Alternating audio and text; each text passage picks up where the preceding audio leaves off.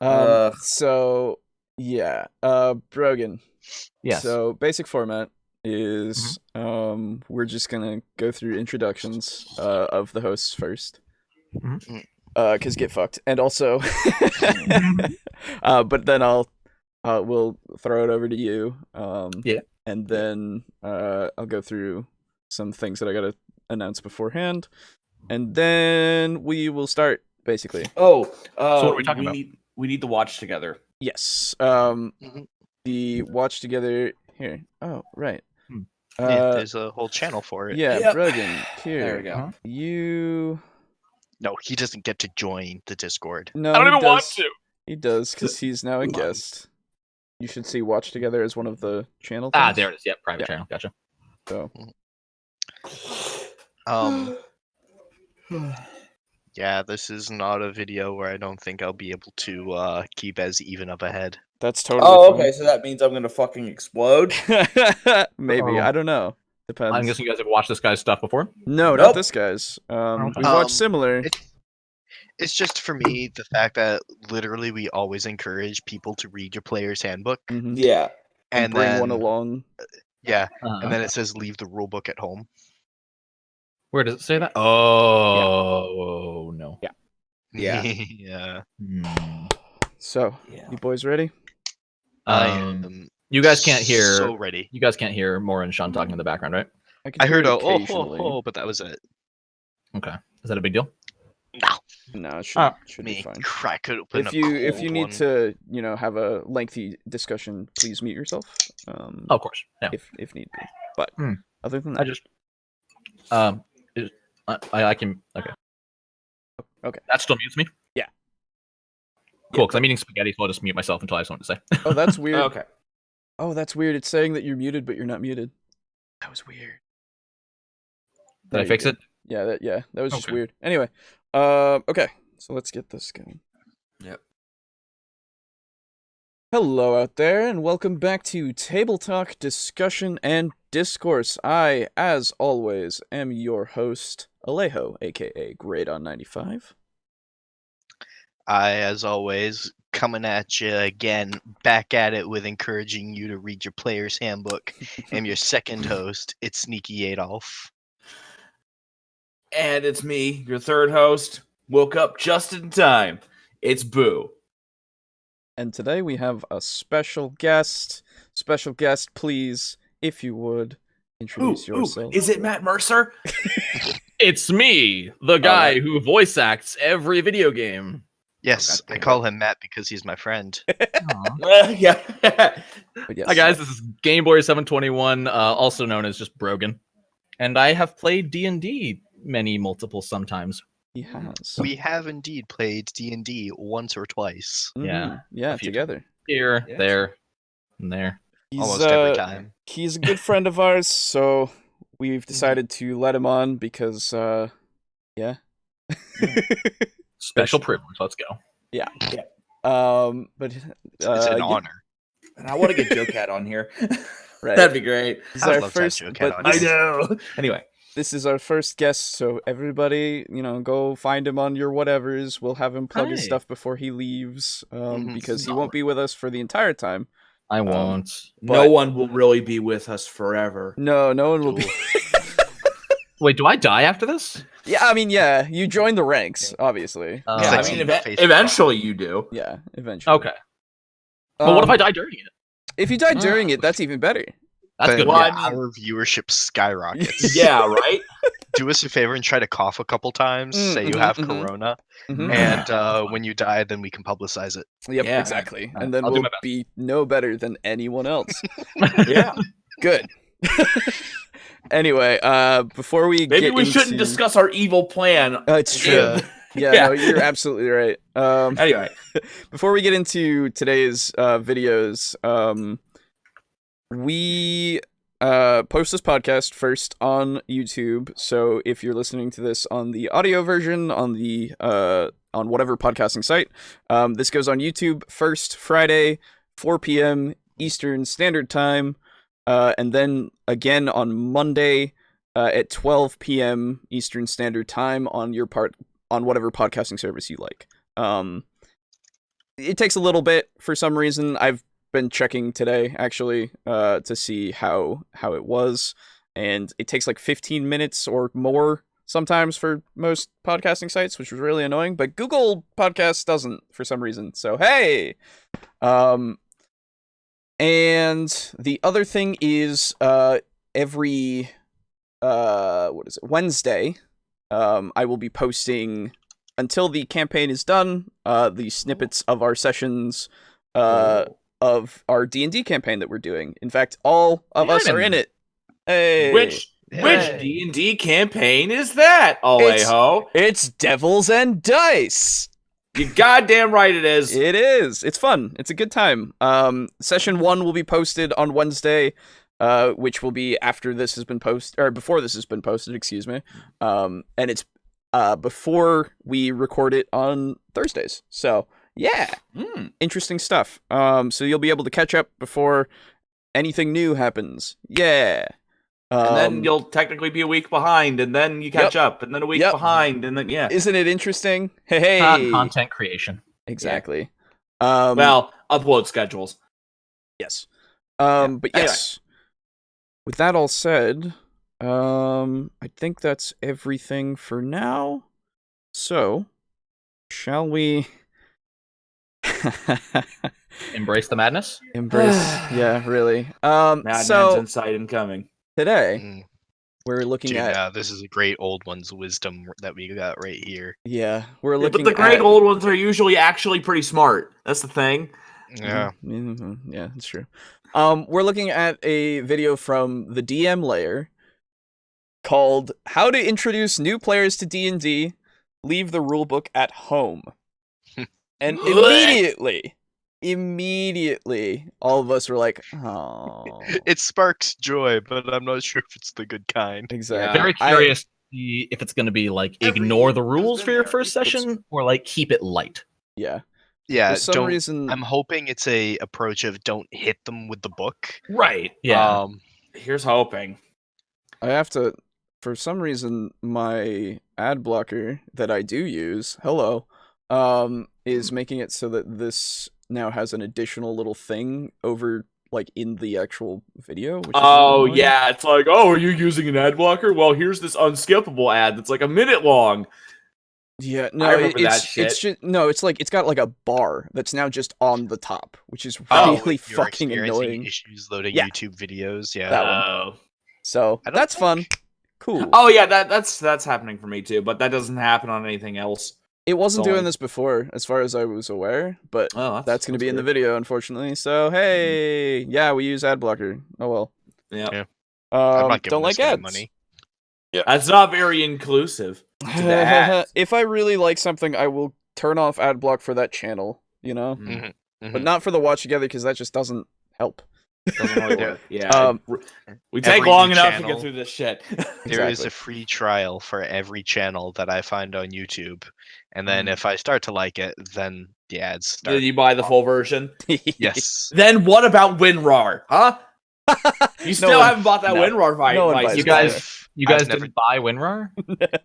I've never even downloaded it. I need to make some calls. I was gonna say FBI finally catches up to the guys who didn't buy WinRAR. FBI, open up! Oh fuck. But yeah. So let's get this started. Yeah.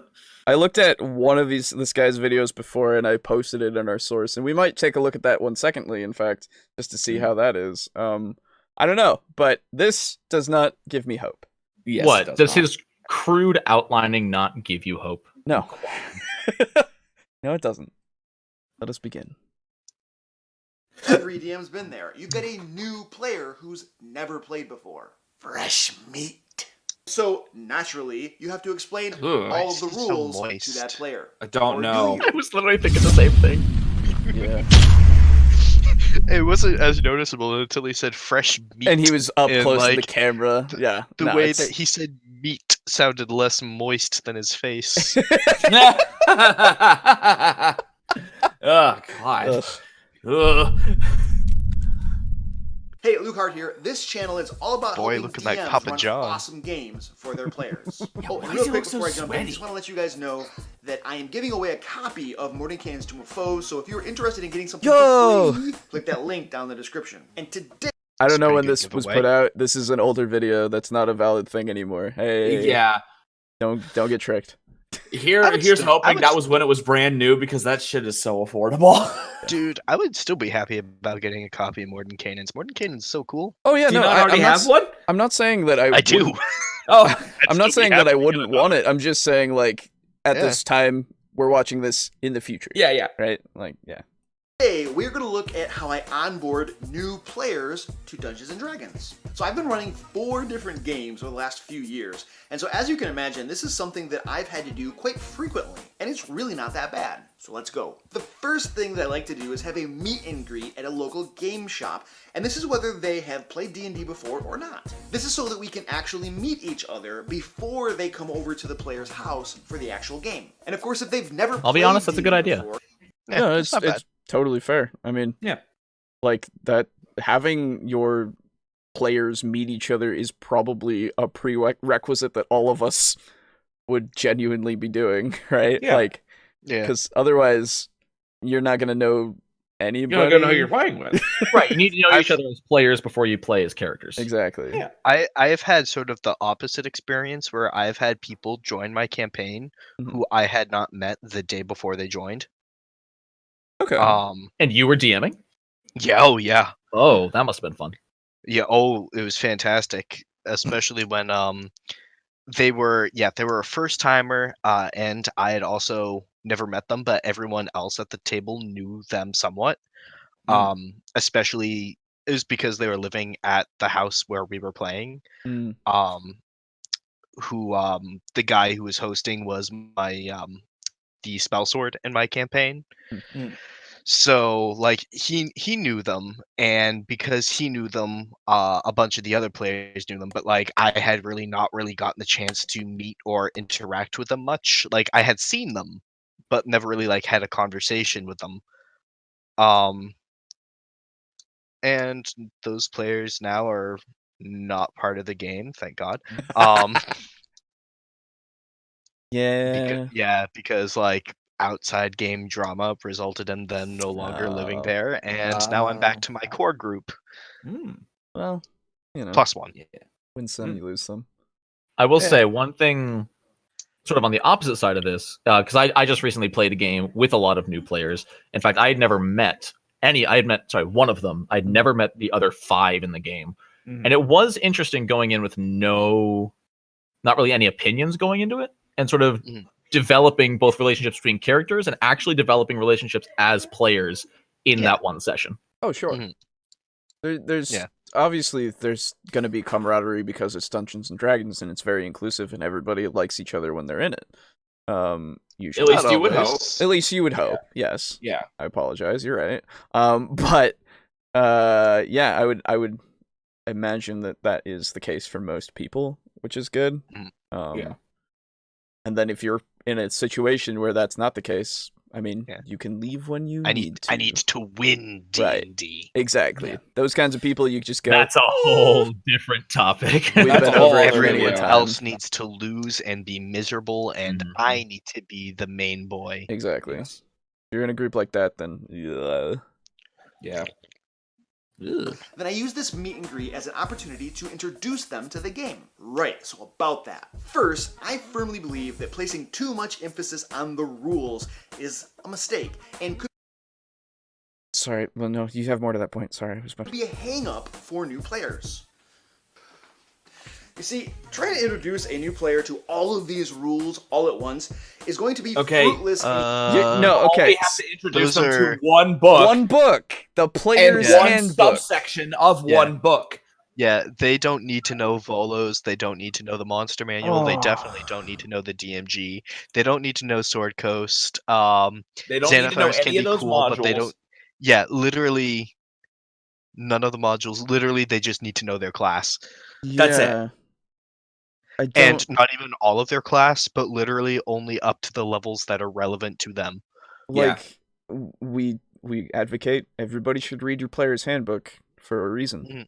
Yeah, at least once. At least once. Like, of course, and again, I will drop it down to read your class, even so. Just like that, but that's the player's handbook through and through. The only instance where your player will need to look into the DMG is for the death domain or the Oathbreaker paladin thing. In his defense, I do remember my first time actually playing D&D. It was actually technically Pathfinder, but I did sit down and the DM did have like a stack of like 4 or 5 books. And as a new player, that was intimidating because I felt like I needed to know that, even though I didn't. But obviously, you didn't have to. Did he say and I was that... not. Did the DM tell you as such? Yeah. I think over the course of the session, he did. Yes. I think what he's trying to portray, though, with that stack of books is you might see that stack of books and become intimidated as a new player. Well, listen to what he says. Oh, to be fair, having it there all piled up is also a measure of big dick energy. Yeah, it's true. It's true, but it's also Look like how much money I shell out for this game. Right. I keep all my books in my bag, and I pull out when I need to. Except for the PHB and the monster manual, I think. But you do slam your bag on the ground. Yeah, of course I do, because it's fucking heavy. It creates fucking earth-shattering shockwaves. Yeah. Exactly. Well, let me listen to this thing again. New players. You see, Transition. trying to introduce a new player to all of these rules all at once is going to be fruitless anyway. They're they're going to be overwhelmed for one, and they're never going to remember these. So he's actually stating that you're introducing them to them all at once. Yeah. Right. That's not his point. Wasn't the books themselves as a thing there. No, his point is if you're introducing them all at once, what are you doing first off? If you, it's like, okay, that would take multiple sessions worth of time. Yeah, you'd have to be taking notes. Exactly. Like, just because I don't demand that a player shows up to session 1 with full knowledge of goblins and measles and mezzets and owlbears and Bahamut, doesn't mean I'm leaving the rulebook at home. No, exactly.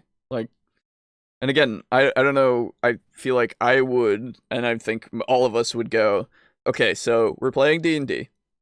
I have all of these books, and you only need this one. Yeah. Right? And I will sit down next to you, and I will show you. Yeah, no, I will quite literally, if you have any questions, I will help you. Yeah. Yeah. That's what I did with my new player that just joined the party at level 6 as a rogue. Is I sat down with him at the table, and I'm like, all right, we're going to make you a level 1 rogue, and then we're going to level you up to 6. Yeah. We're going to take this 1 level at a time. And so you had a first-time player start at level 6? Yeah, dude. Well, I'm not starting off at level 1 when everyone else is level 6. Right. Oof. That could be scary. It's not the best, especially for a class as advanced as a rogue. And thank God it's not like a monk or a druid or something. Right, yeah, exactly. But no, I would have preferred to have him there from the beginning of the game, but sadly work schedules did not allow for as such. And only recently has he had the chance to join. Yeah, no, it's just sometimes that kind of happens. But and besides, I don't know about you guys, but level 1 is kind of boring, hard and boring to just do things, right? Because you're level 1 and you have cough. Our first session, cough. Well, I think that's also because we're approaching that as veterans. It's boring for us. Well, no. Okay, so what I mean is you need to, because we haven't made it boring. We're at least having. I mean, I will speak from experience. I'm having fun with the campaign that we're doing. Yeah. What we're doing is fun. What I'm saying, I'm not, it's awful. Campaign canceled.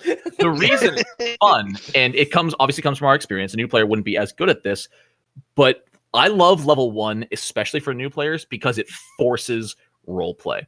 I have literally played, Alejo, I think you were there, where one of my friends, Liam, bless his heart, he was a level 1, and the city your village was being overrun by giant insects, actually. Giant insects. And everyone else they got in the huts, they hid under windows and tables, and I'm like, good, they're smart. And Liam, he was playing a fighter, pulls out his sword and runs 1v50, and I roll 2 dice, and I'm like, you're dead. Yeah. Not only are you dead, you're fucking eaten. So you're super dead. I agree to an extent. It depends on the players, because sometimes players don't think about roleplay in the beginning because they're new Fair players, right? They look at the numbers and they see stats and they go, I can do things. And then you have to introduce, like, if I were to introduce a scenario where combat was possible at level 1, in the sense of, like, it's not being overrun with, insects, it would be maybe a few, right? Yeah, exactly. There'd be a few, and then it would be more of an incentive to do combat first, right? Thinking of it and looking at the stats and then going, I can do combat, and then you run into a swarm. Well, there's an argument to be made about whether or not that's something that is more of a player thing that they should notice, of like, it's a swarm of fucking insects. Right. Yeah. I do agree with Brogan's point of encouraging roleplay. I don't know if I'd necessarily say forcing it is a good thing, but I would say encouraging roleplay at level 1 is critical. Oh yes, because it invites opportunities for your D&D party to organically intermingle and choose to join forces instead of as I like to call it, imprinting on each other. Yes. Yeah. It's like, and we're all in this terrible situation. Let's just stick together because we can. Yeah. Right. Yeah, shared trauma. Yes. Yeah. And I think that's a fantastic way to sort of get the campaign off on the right foot. Agreed. Absolutely. But long story short, you don't have to show them all those rules. No, you really don't. Winding it back around to the original point. Right. Yeah, what are you doing? Baffled at the thought that you would think people would think that. Exactly. Yeah. Like, Jesus Christ. No, there are some The crazy best way people to out learn there. the game is to simply And sweaty. play and have them ask questions as they go. To that end, make it very clear to them that they can and should ask questions. Definitely. What you want to do is create an open and welcoming game environment for them. Open and So, honest just communication in my D&D? What? Exactly, right? Like every time. Having just played with a bunch of new players, again, I don't know if I actually said it formally, but just like 3 days ago, I played a big a one-shot campaign for about 7 hours. 3 of the 6 players were new. So yes, it took 7 hours, but Yeah, it was mostly not much got done. How does this how do? Exactly. What does my spell do? How do I roll? What do I roll? Yeah. And Yeah. that's one thing. I was complaining it about it a do? lot, having it go slow, but it was a very open. Our DM was very welcoming to the new players. That's good. Did not chastise, did not one criticize. moment, I'll be right back. Okay. And I think that's important. Make the for the DM to, I'm sure a lot of people would get frustrated. I want these people to move along. This is the first fight. I have so much more planned. But if the DM can keep a level head and make them feel like they're allowed to ask questions, I think that's incredibly important. Well, yeah. Did those players have physical sheets? They have online sheets? What? They use D&D Beyond, which I'm not a fan of. Okay. So D&D Beyond has so much information on it that I don't know about having to ask a lot of questions. In the sense of like, I don't know. I actually haven't looked at the sheets themselves. They probably don't explain everything on the sheet itself. At least not open like super easily. Right. Yeah. Okay. You have to know where to look. Well, yeah. Okay. I haven't looked at the site too much, to be fair, because I don't use it. So, but the other thing I wanted to say is, I don't know if many people are going to get frustrated, because if they're hosting a new game for new players and they know that, then they've already committed that, right? Like They're already in the mindset. Exactly. If you're if you're gonna host D&D for people that are brand new and you're being either a veteran or new, like you're gonna encounter questions like that, and so you shouldn't become frustrated, right? And that's actually where I am fully at fault. 2 or 3 hours in, I was incredibly frustrated, knowing full well that half of these players were new. Sure. I don't know. I couldn't get into that headspace. Like I mentioned to you guys off stream or off video, the second half was marginally more fun. I just sort of went with it. I let myself become immersed, even with the slow pace. I was able to just accept the new player mindset and just sort of have fun with it. Sure. Yeah. And fought 3 raptors. Yeah, it only took 2.5 hours. That's so strange. Wait a minute! That's It took so 2 hours to fight 3 raptors? 2.5. Jesus! There were 6 of us. Yeah. Wait a again. minute. I know that you posted it before. How much HP did they have? Like 4? I think they had about 10 HP each. Okay. Yeah, it's the standard for Raptors, 10 HP. Oh, and I don't know if I told you, Boo. I didn't get to move that combat. I know. I saw that. Yeah. You went last in the initiative, and you basically, that's why you were alt tab talking to us. Yeah, exactly. Oh man, I remember that now. Jesus Christ. Oh Lord. Basics of Dungeons & Dragons at the very beginning, and then explain the rest of the rules as they come up organically during gameplay. Yeah, I'd start by explaining the basic tenets of the game. You're in a medieval fantasy world playing one character. All you need to do is describe what you want the character to say and do, and then the DM will describe the results. Because when you boil it all down, that's really all Back up a little D&D bit. is. Yeah, can you get out of my fucking face? Jesus. First off, the audio mixing in that one section is above is very annoying. Yeah, I don't know how I feel about the way he worded it. It's true. Like what he's saying is right. Oh, absolutely. It's totally correct in the sense of all you need to do is just go, hey, what are you doing? Like literally, we'll all go. What are you doing? Yeah, Right. I would hope that you would show up to the table with more knowledge of Dungeons and Dragons than that. Right. Yeah. I mean, yeah. That's the thing. That's where I kind of lose it a little bit because the thing is, this hobby is so, I wouldn't say common, but it's so accessible. Yeah. Accessible is a great word. Accessible and well known. Even if you've never played it, you've heard of Dungeons and Dragons, for better or for worse. You've heard of it because of either Critical Role and some friend of a friend is playing it, and you've heard about it in a good sense, or you've heard about it from the people who think it's demonic cults. One of the beardy boys in the basement. Yeah. So you've heard of this Which game. there are a lot of bearded boys in the basement. It's true. Hello. I'm a bearded boy on the second floor, so fuck off. Dude, I used to be on ground level. That was fun. Whoa. But yeah, like you've heard, if you're interested in this game, you've heard of it. And so if you've heard of it and then you're interested in it, you'll know at least something about it. The other thing is D&D has its basic rules are free as a PDF that you can go and find. Like you just Google D&D and then it's there. Right? Yeah. The other thing is, for older editions even, you can just find all of the rules. Because there are... And you can probably find all the rules for the current edition just there as well, online. It's all... I went to the local Bull Moose, and I bought the Dungeon Master's Guide and Player's Handbook, both for $20. For 3.5. Nice. Oh, for lucky. 3.5. Okay, gotcha. Damn it. I feel It like... was $20 for the Player's Handbook for 5th edition. I feel like for new players, if they are showing up completely unprepared, I feel like that's almost on the dungeon master for not telling them this is what you need prepared. Yeah, That's absolutely true. Yeah, that's true.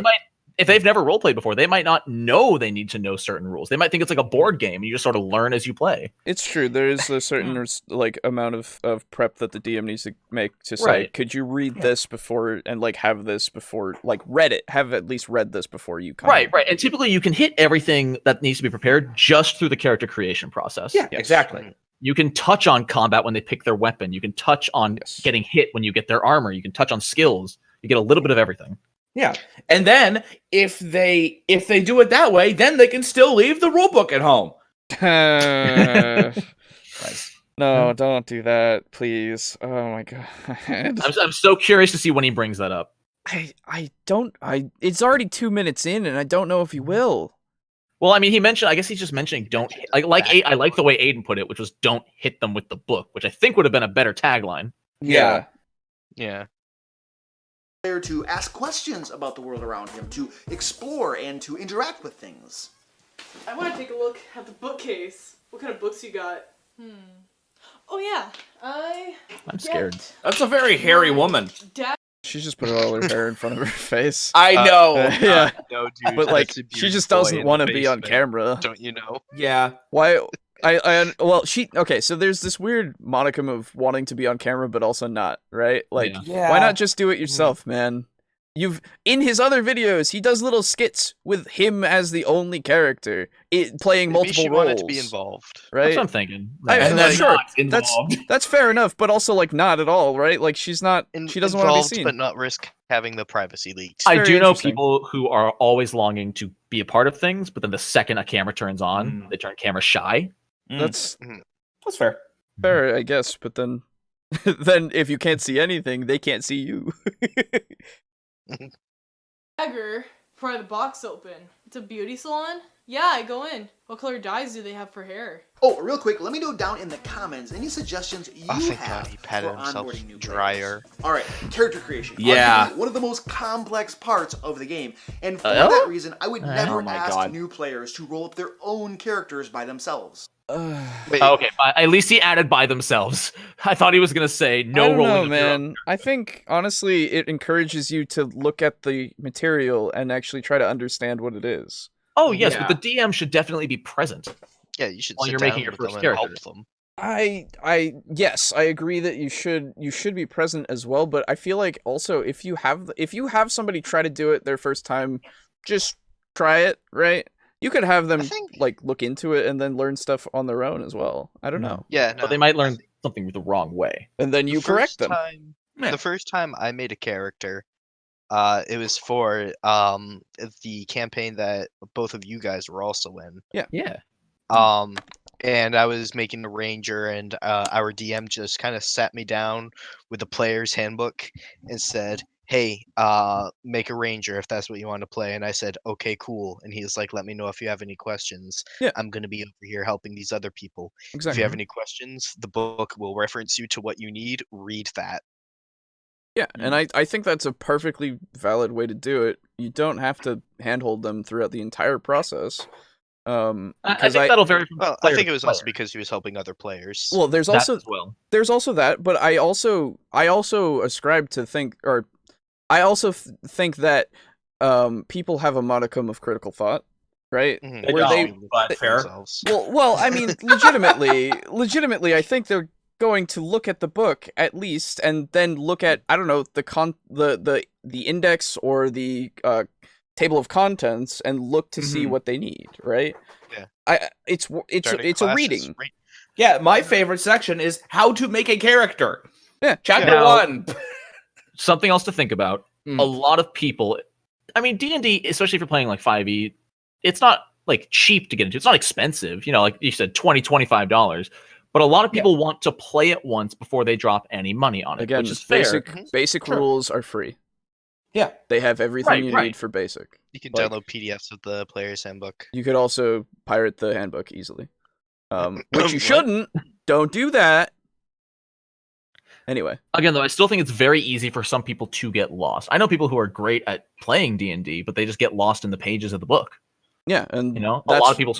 that's fair enough, and then they ask for help, I assume, yes? Mhm. Hopefully. Well, that's why the DM should definitely be present during character creation. Well, then, Or do you- okay, what I'll say is presence is always there if you have a way to communicate with them, right? In the sense Yeah, that's of fair, yeah. in the sense of You're like you're in DM. connected over Discord, you're connected over a text, right? Like I Yeah. get questions all the time through text from somebody because they're like, I have this question about artificers. I'm like, okay, right? Yeah. So Would you allow this item, such and such? exactly. So I think being there is always what is the word? Oh my god, my brain. Being physically there isn't required. Just yes. being available to Yeah, answer communication, I questions guess, is is more so required. what I'm going for. Yeah. Yes, Yes. I agree. Oh yes, yeah, there communication. there should be communication. Absolutely. If you're not Yeah. talking to your You don't players, have what to the be fuck are you sitting doing? down with them, drinking a cup of cocoa and saying, "Okay, now next we turn to page 3." Exactly. But Take like, a class. but Ugh. you should absolutely like make yourself available instead of just like throwing a book at a person and saying, "Bitch, read." Right, exactly. That's what I'm saying you shouldn't do is, here's the book, make a rogue, I'll see you Monday. Right. Yeah, I Man, don't that think- would be so much fun, though. I don't Toss that shit in the lap. Have a fucking make a fighter, you have a bitch. good time. I'll see you later. I expect Don't at ask me any least fucking a questions. 3-paragraph backstory. The other thing that I gotta say to his point is he says that this is the most complex process when it really isn't. I don't think it is. It You is can so make it is so streamlined. Yeah, Oh my in 5e, Especially in god! 5e. In 5e Yeah. it is. But, But well, this is 5e making- specifically. Look at it. Right. Yeah. well, Um, making a character can be pretty involved, especially for a first player. Like, I pick up on I pick up on things fairly quickly. Oh. But like I remember when I was making my first 3.5 character, and like Rangers are not that intensive, No. but I'm reading through it because I also don't really have, up until that point, I didn't have a lot of experience with Right. tabletop games in general. I was like, what even is Well, like what? let's be honest. 3.5 is a lot more daunting than 5, right? Yeah. Oh no, it Um, absolutely is. 5e is designed as an introduction. Yeah, that's the thing.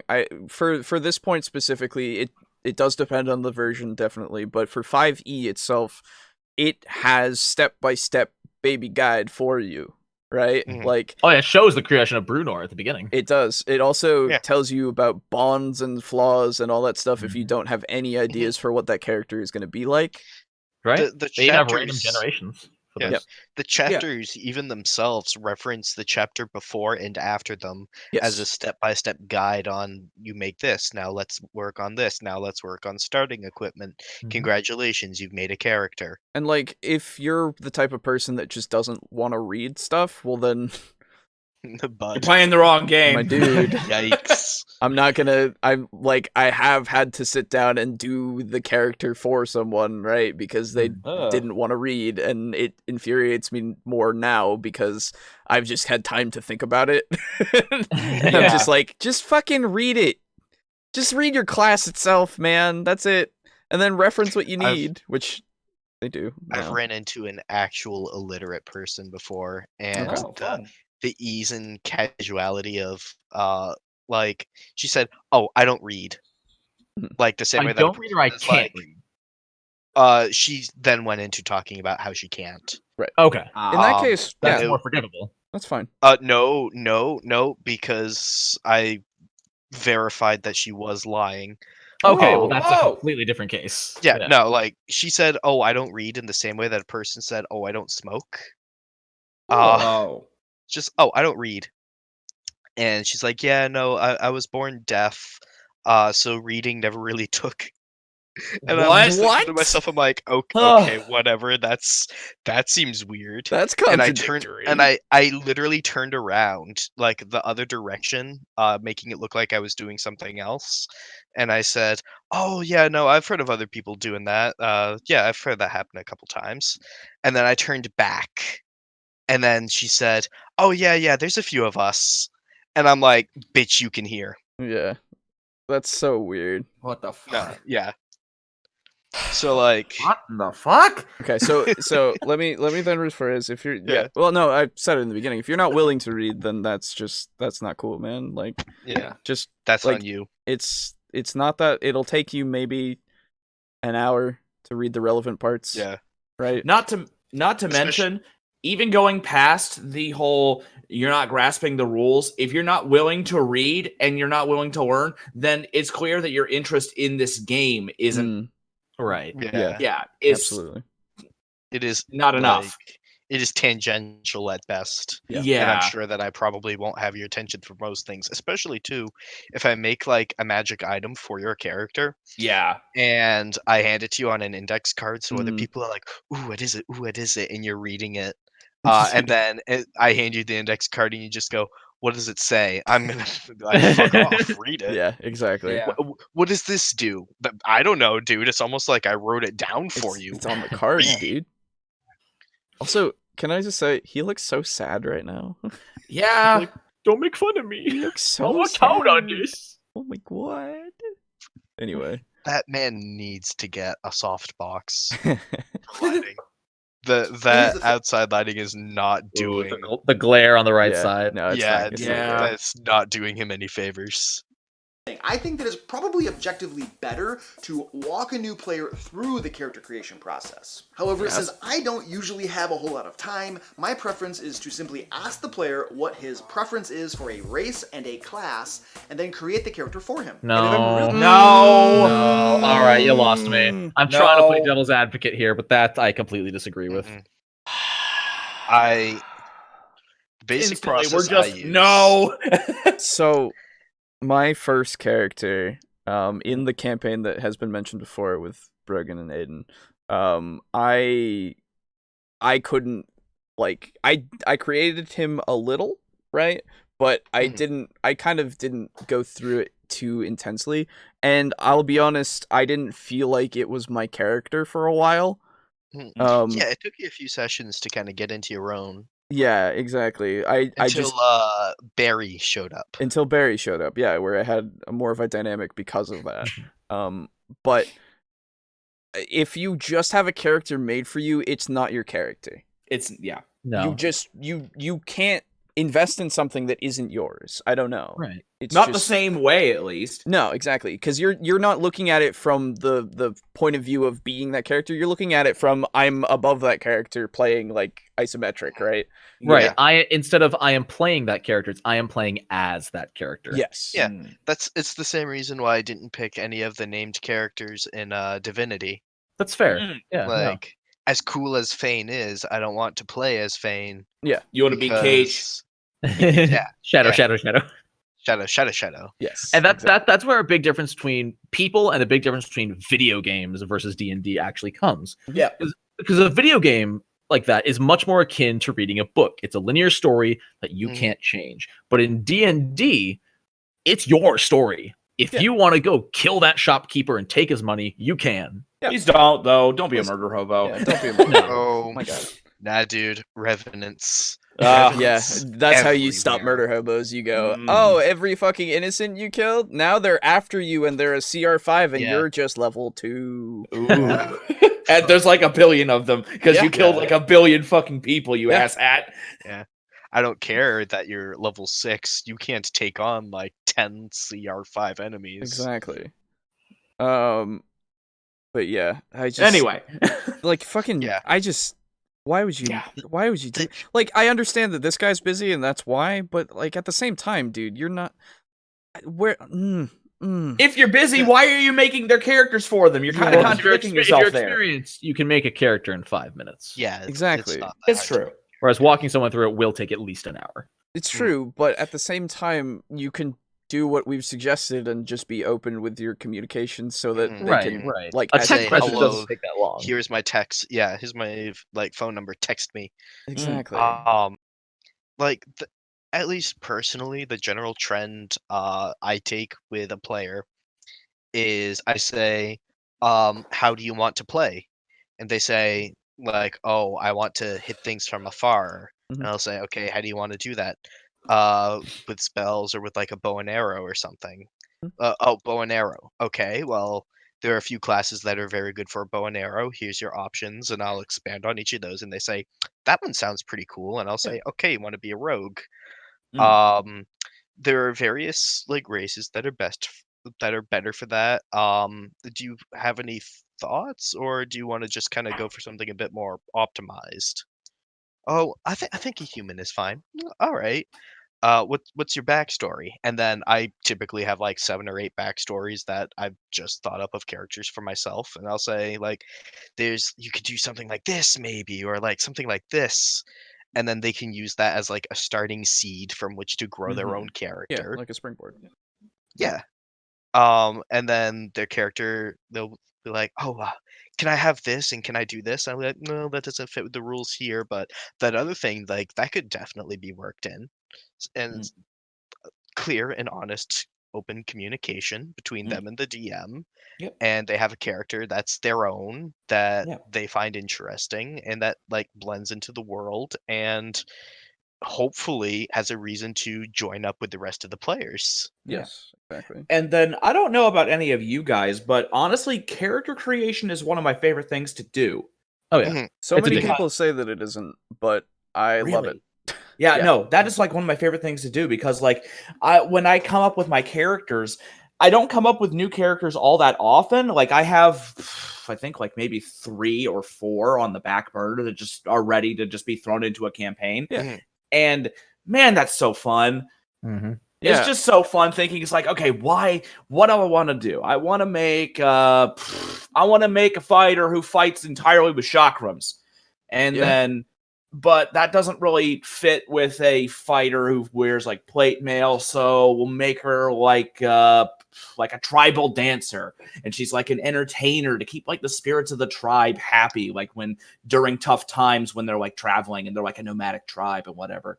And maybe she was taught magic at a young age, and so she would have like the magic initiate feat maybe, and like she would be a human, so she would get maybe like a starting feat, right? And then she uses her magic to like augment her dances, and it's really pretty, and she can use that as a performance in towns and shit, and she can make money that way. And what's her personality like?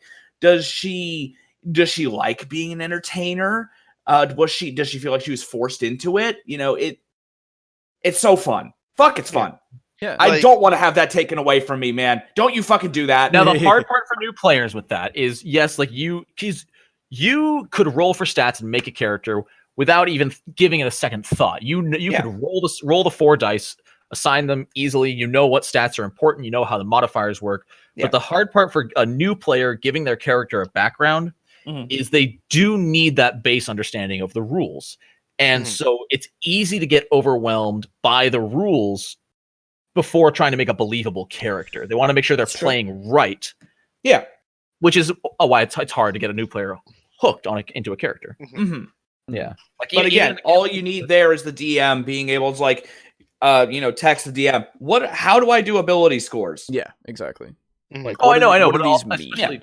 After an hour or two of doing stats, they might not want to do a backstory right away, which hopefully they have enough time before the session to, calm down and do that. Well, I mean, usually I would hope that you give people at least like a week, right? Yeah. And the thing is, even then, even if you're a day out and you make your character, you have all the stats, you know what they look like, you know how they fight and stuff, the backstory might not come up. Yeah. Because, in the first session, you guys kind of got together and don't worry, this isn't a problem. You guys didn't say shit about your backstory. Yeah. And then you have another week in between sessions. Yeah. So, you'll have time, hopefully. I'll be the first to admit I am super guilty of someone's like, hey, we're starting a campaign next week. Have a character ready. And I'll be like, okay. And then because I procrastinate, I'll put it off until the last minute, an hour before the session. And then I'll scribble something out real quick. And then I'll send a copy to the DM and be like, here's my character. So about that. And that is how my favorite character of all time that I've ever played came to be. And his name was Jorv. He was a dwarven cleric. And literally, so this is the campaign that Aiden and Alejo and I were part of. They were about 3 or 4 sessions in, and I was offered if I wanted to join. And I'm like, I've been meaning to get into a campaign. Let's do this. And they're like, we're starting in 15 minutes. And I'm like, okay. Oh! and because I had made characters before. I had played Pathfinder. I'd done a little bit of 3.5. So I spent 15, 20 minutes throwing together. I'm like, okay, that's wisdom and constitution, and I'll pick this god. I don't think we even... I don't think we even started late that session. We started on time. Oh, I booked it, dude. You guys were getting ready. Everyone was at the circle. And I came down the elevator, came into the basement, and I was like, "Here you go." And so this was probably 2 or 3 months of me into playing D&D. And he goes, "Looks good, looks good, looks good." Vecna. Your god is Vecna, huh? I'm like, yeah. And he goes, "And you're lawful good, huh?" I'm like, yeah. He goes, "No, Vecna's the lawful evil god of secrets, right?" And I go, "I'll change that." And he goes, "No, you won't." It was and great. So that I think that is the sign of a good DM, especially. Good props, Miles, is living with a mistake like that. An out of game mistake becomes part of your character. Yeah, I think it's such an integral part too. Awesome. Yeah, it really was. Especially when we met Vecna and you're like, "Hello," and everyone's like, yeah. And then I became a dark caster, and it was great. Yeah. A shadow priest. Nice. Oh, we're a little off topic now. It's whatever. It happens, Yeah. We're talking about character creation. Yeah. It's true. I asked one of my other players to create the character. Oh, pro tip. Sorry, what? Hold on. What was it? No. If he's Other too busy, players If you're ask too a busy, character. you ask a different player to do The it? character for him. And if I'm really pressed for time, I asked one of my other suppose. players to create the character. What? Oh my god. I mean, Buddy, no. It's- Don't limit their options. Don't stifle their creativity. Yeah, the first thing you don't want to do with a new player is limit them. You can make it simple, but don't restrict them. Well, I think Yeah, it's better. I I think it's better to. I don't know. So, oh god, Make a I- very soft recommendation. Say, hey, Right, this is some going to of be more these classes complicated. can be a bit more complicated, Yeah. but just as rewarding, or sometimes even more rewarding. Like, it's up to you. Yeah. absolutely. Um, My issue is I don't.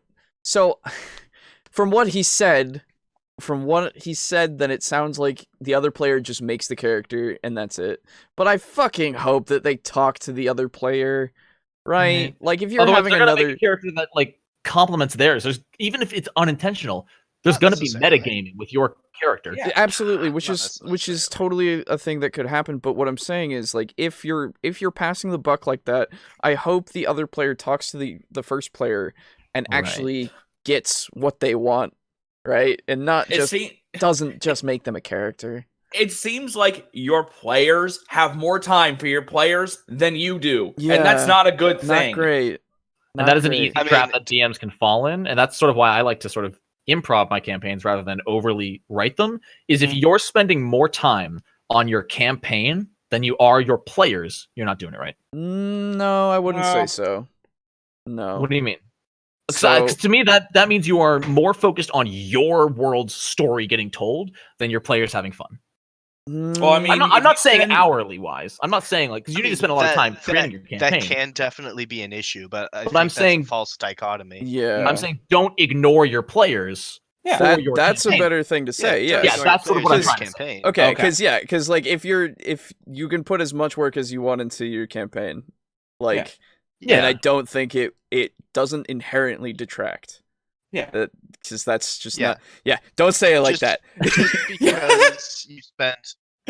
Just because you spend 5 years doesn't mean that when you're doing campaign prep for like next session, you reach the 4-hour 59 mark and you go, oh well, can't do it, can't do it anymore. My hands are tied. Right.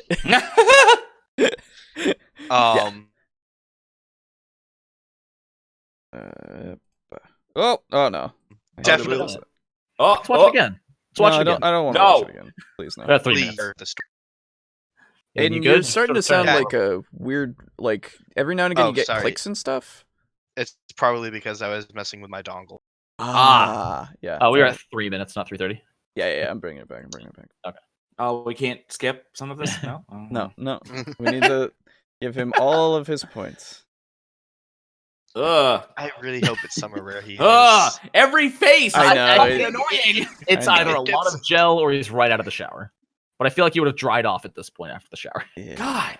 Yeah. D&D. The thing is that spells double or Okay, away word. from spellcasters for Oh their my first God, go. what? No, player, no, what no, his no. preference is for a really objectively better to walk a new player through the character creation process. However, since I don't usually have a whole lot of time, my preference is to simply ask the player what his preference is for a race and a class, and then create the As long character as the for him. class And if isn't I'm a really pressed for spellcaster. time, I ask one of my other players to create the character. Oh, pro tip. I would definitely steer Oh, new pro players tip! away from spellcasters for their first he go steers at them. D&D. The thing That's Bro, that's what the professionals do. You hear that? Matt Mercer made not- sure to tell his players not to play casters. Fuck off.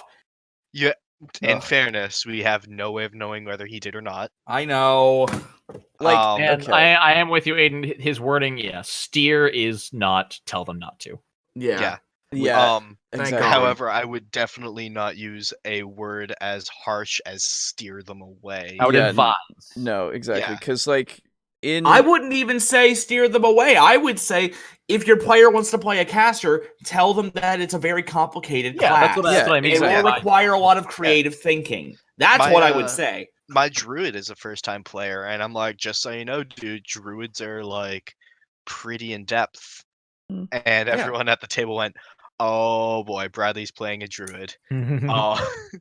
And like he made it work, and he doesn't know a lot of his spells. He knows Thunderwave pretty well. Right. Yeah, that's a really player issue. Yeah, that is definitely a player issue, Yeah. not a class issue. Like if you're thinking that you want to commit to being a spellcaster of some sort, Mhm. then you have made that commitment and you should make Yeah. the commitment to learn your spells. Yeah, Yes. I told him, I'm like, dude, it's going to be a bit more complicated, but Yes. like, for the fact that you want to play a Wood Elf, we can absolutely make this work. And he said, okay. I'm like, are you still interested in Druid? And he said, yeah. And I'm like, cool. Let's flip to where Druids are. Exactly. At that point, that he's been warned. Yeah. The choice is his. Exactly. Yeah. Like, again, it's not steer, it's just Advise. make them aware. Yeah. Yeah. Exactly. The job is hopefully as a DM to teach. Yes.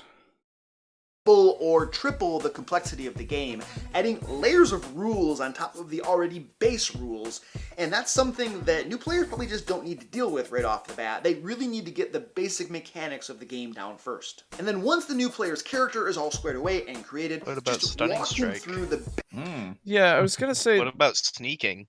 There's... Yeah. Sneak attacks. Every class has their own specific rules. Especially in 5e, honestly. Yeah. So because they needed to make every actions class unique. Exactly. Right.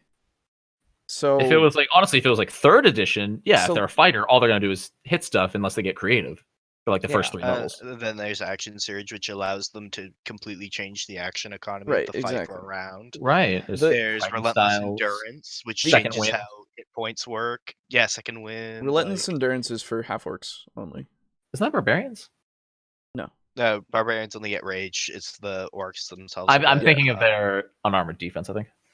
Oh yeah, which monks also get. Yeah, exactly. Like, that's the thing. You're going to be explaining everybody's specialties, so why not also explain spells? If you're gonna be like this for spells, then you might as well just throw monks out of the game for new Right. players, right? Because they have key, which then can be Key, used for unarmored stunning defense. strike, for fucking flurry of blows, for Yeah. fucking patient defense. Yeah, all that shit. Yeah. Literally, like, what are you? And then fighters have maneuvers.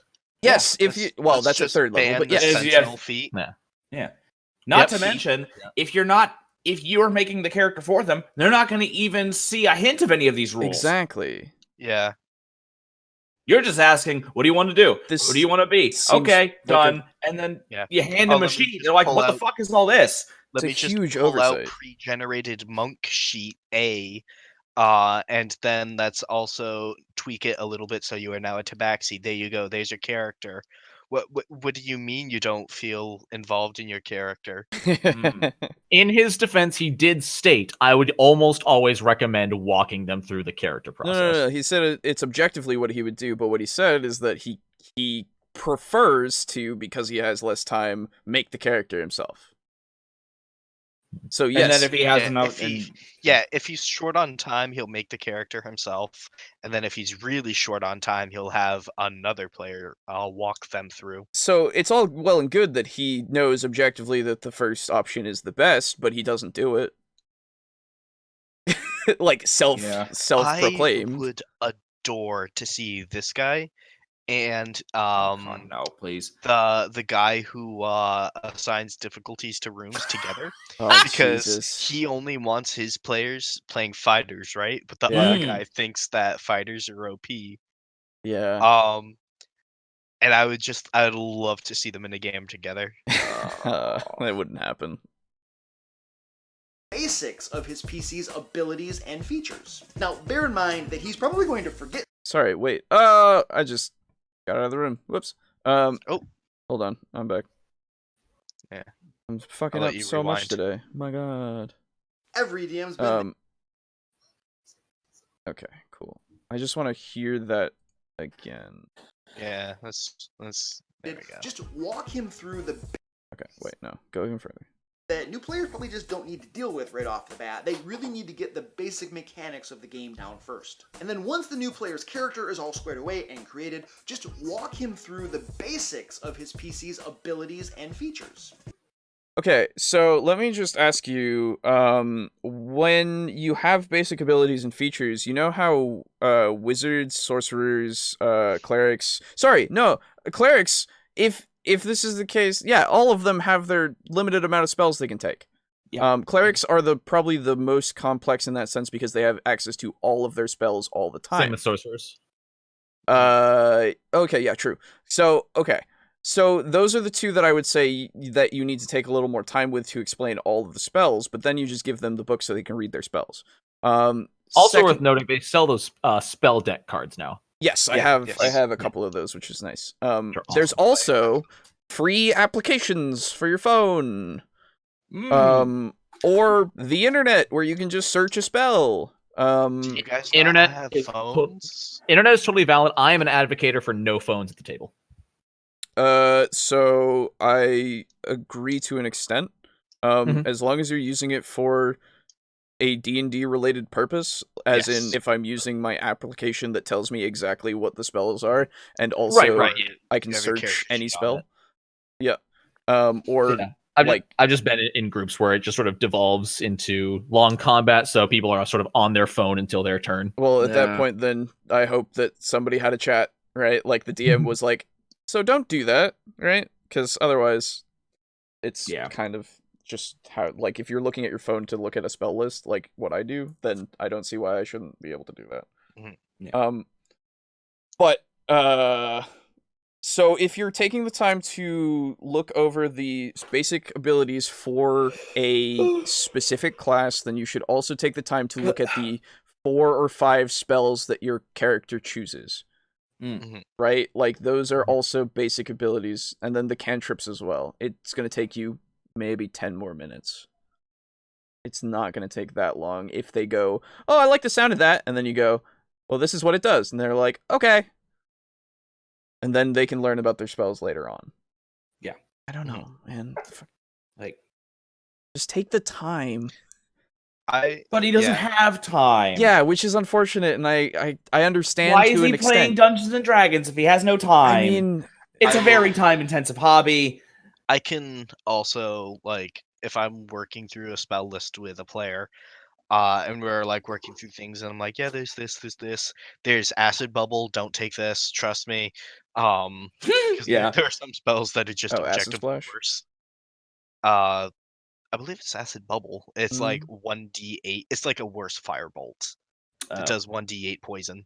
But if they want to take it for roleplay reasons, no, that's acid. That's acid splash. Oh, no, sorry, that does acid damage. No, there's no. Wait. Go on, keep making your point. Anyway, regardless. Yeah. I remember. Oh yeah. Acid bubble is an Alice in Chains song. That's why. Oh, yeah. Okay. Acid splash is fine because it also can target 2 creatures. It can. Yeah, if they're next to each other. Anyway. Sorry, if you hit the first creature, then it can just splash onto the second creature. Yeah. Anyway. I believe it can miss the second time, can it? Nope. Oh, cool. Maybe. Anyway. No, maybe. Maybe not. Maybe not. It's a dexterity saving throw. And then they both have to make 2 dex saving throws. Sorry. Okay. My bad. Yeah, but anyway, there are just some spells that I'm like, unless if it really fits for your character to have, I'm just like, don't bother. Like this is bad. Yeah. There's this right here, and I'll like go through all the spells and give them a little blurb about like, this is a great utility spell. You can do things like cast light on a pebble and drop it down a well, or use it as a flare and throw it down a long dark hallway. Stuff like that. And you just kind of like work them through all the options that they have, and if there's anything that looks interesting, just put a little check mark next to it, and I'm like, cool, we can come back to it later. Right. And then it's like, oh, well, you have these 7 that you want, pick 4. Yeah. So I agree to a degree. Because yes, there is something to be said about optimization of spells, but I don't play like that. So I don't really pay attention to what's optimal. I pay attention to what kind of works for the character more so. Because I have acid splash on one of my characters. Because fucking noob. Because he's not built for combat. That's just not his thing. You're not gonna win D&D, dude. I'm not. You're right. But again, he doesn't contribute too much to combats because that's not his purpose.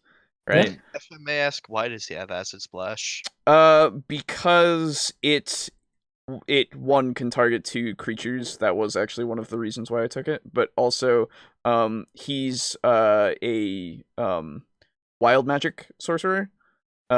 So I chose some weird stuff because wild magic.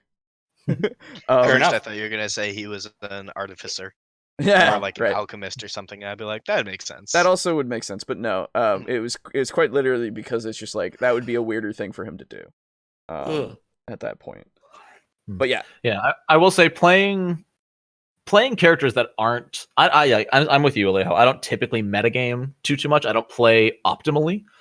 Like in this recent campaign, I played Rooster One Shot. I had godly stats. I had like a 17 strength and a 20 constitution. I could have given him, a freaking broadsword and a shield and gone perfect. But for the sake of role playing a more interesting character, I gave him like he was a noble who was just sort of bored of living life at home and wanted to try adventuring. Mm-hmm. And so the weapon I gave him was like this rinky-dink little 1d6 mace, like ornate mace he took off the wall at home and ran out with. Yeah. And I'm like, yeah, so I could be hitting for 1d10 or even like 1d12 if I wanted to take a two-hander.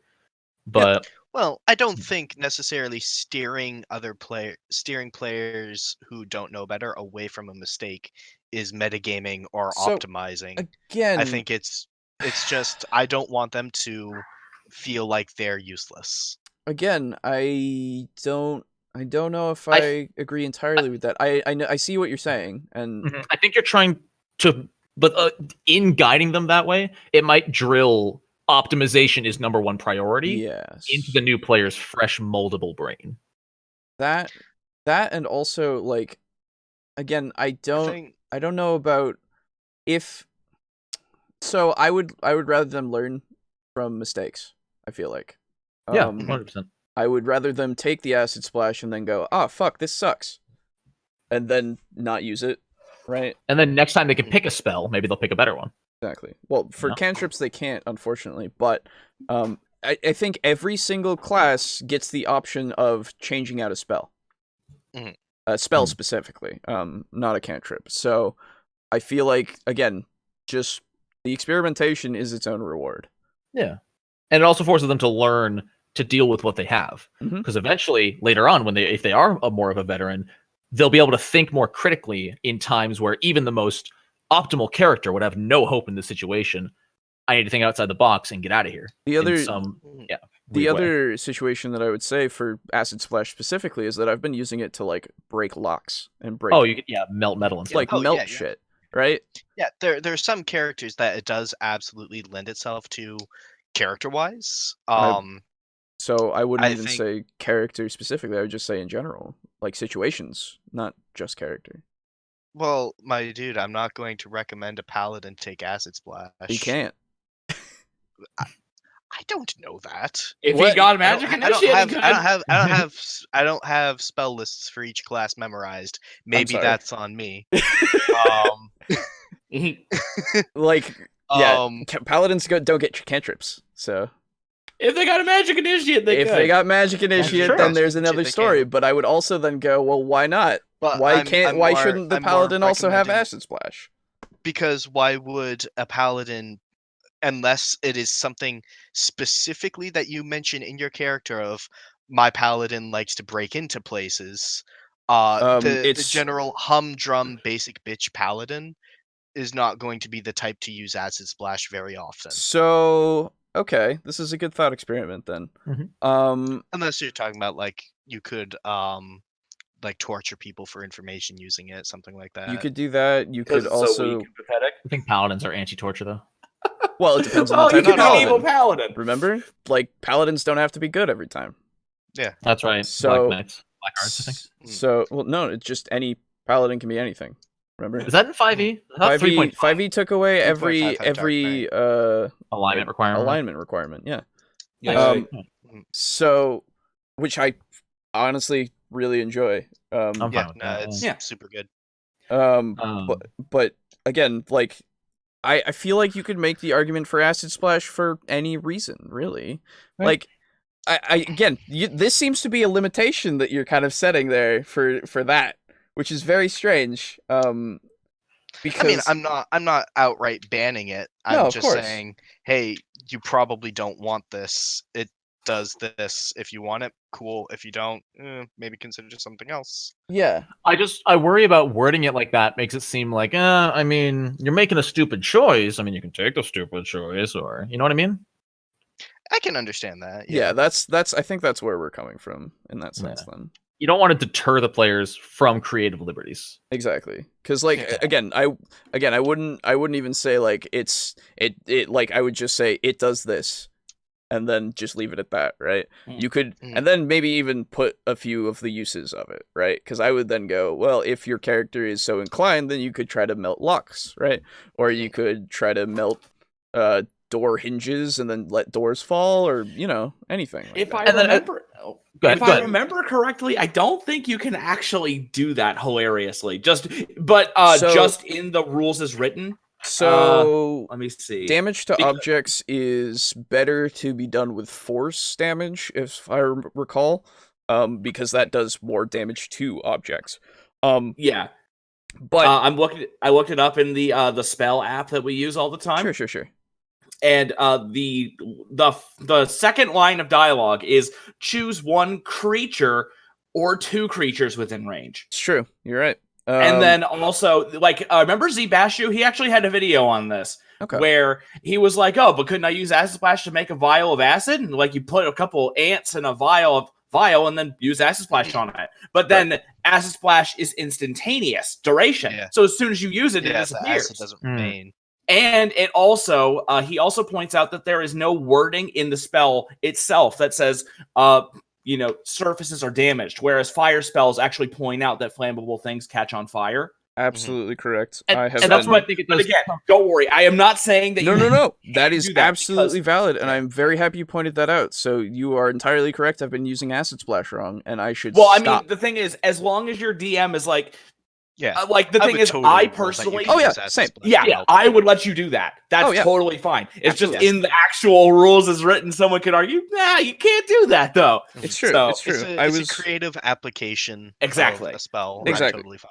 I was using Frostbite before to do something similar as well. So yeah, and most DMs love creative application of spells, and they'll let you do that most times. It's true. So then, following in the vein of Zbashu, he also has a video on True Strike. Mm-hmm. Yes. I love that one. Yeah, True Strike is also another thing where I'm like, you can take it. It does this. That one, I will say, I will go back on saying no to that one, because I say no to that one every time. I implicitly always inform people that it is actually just a waste of a spell.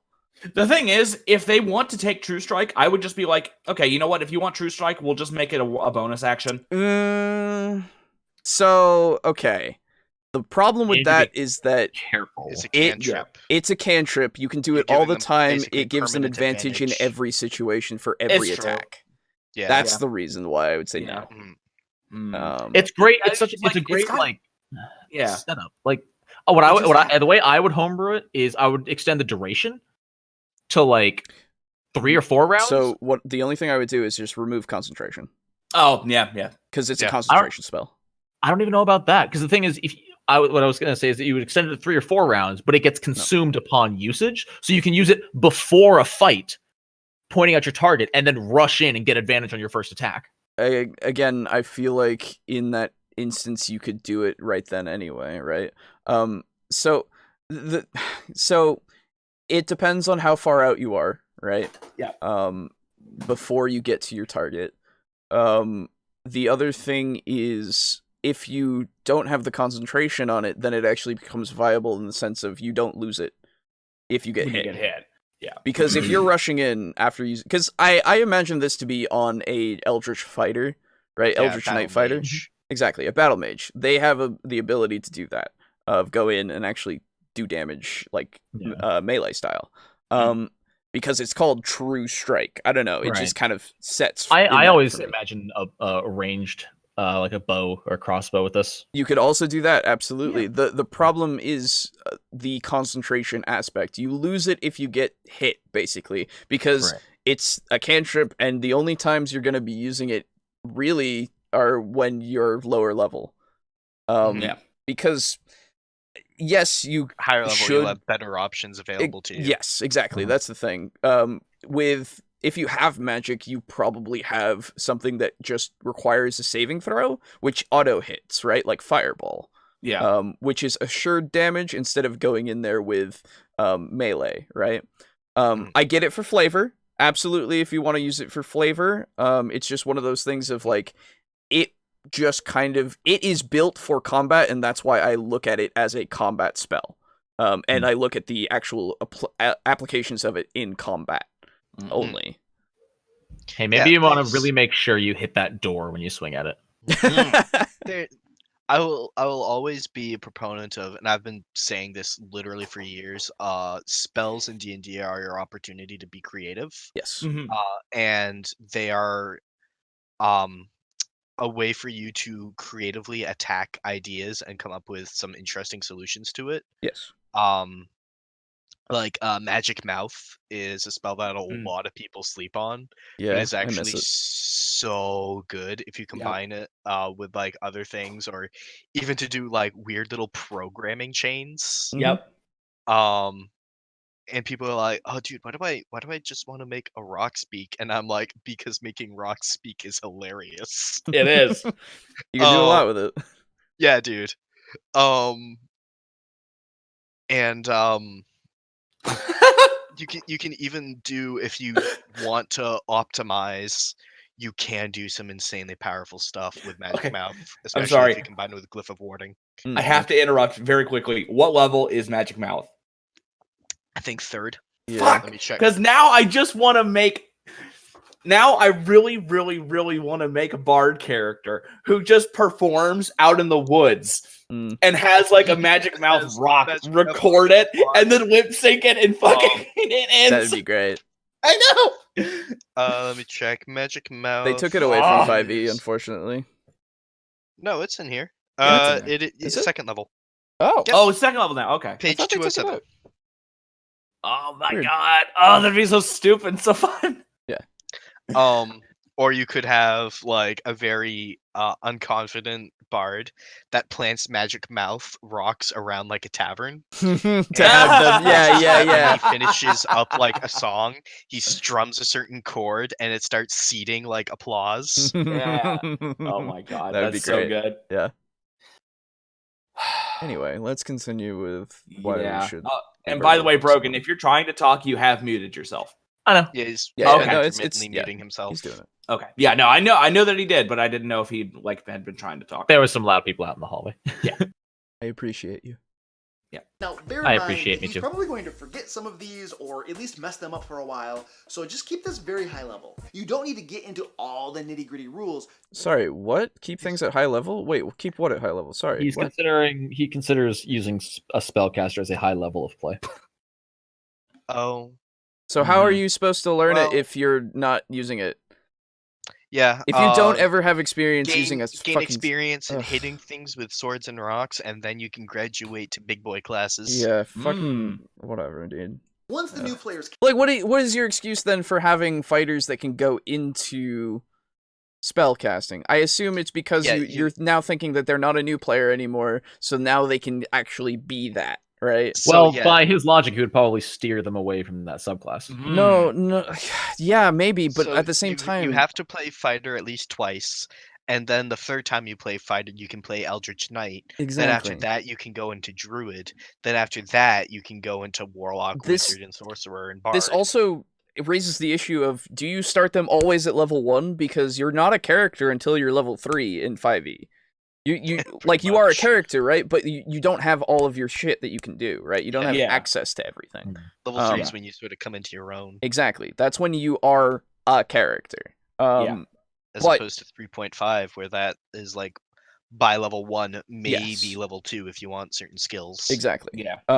So then, if you never Cheers, start, ranks are fucking great. If you never start at level 1 and you only start at level 3, then how do you justify then? Because then if you have new players and then they go, oh fuck, right? They're looking at all the shit that they can do then. Are you not sitting down with them and explaining it? He probably doesn't have the time. He probably just makes a character for them. Yeah. So I assume now, by this logic, he has to start every new player at level 1. Has to. Well, you wouldn't. Wait. See, personally, I would never start a new player higher than level 1. Yeah. I would possibly level them up fairly quickly, maybe even twice in the first session, but I would not start them at a level 3 or 4 character. That's fair enough, but I would even say that leveling them up quickly is still starting them at level 3 or 2, right? Because you get there so fast that they have to just learn it.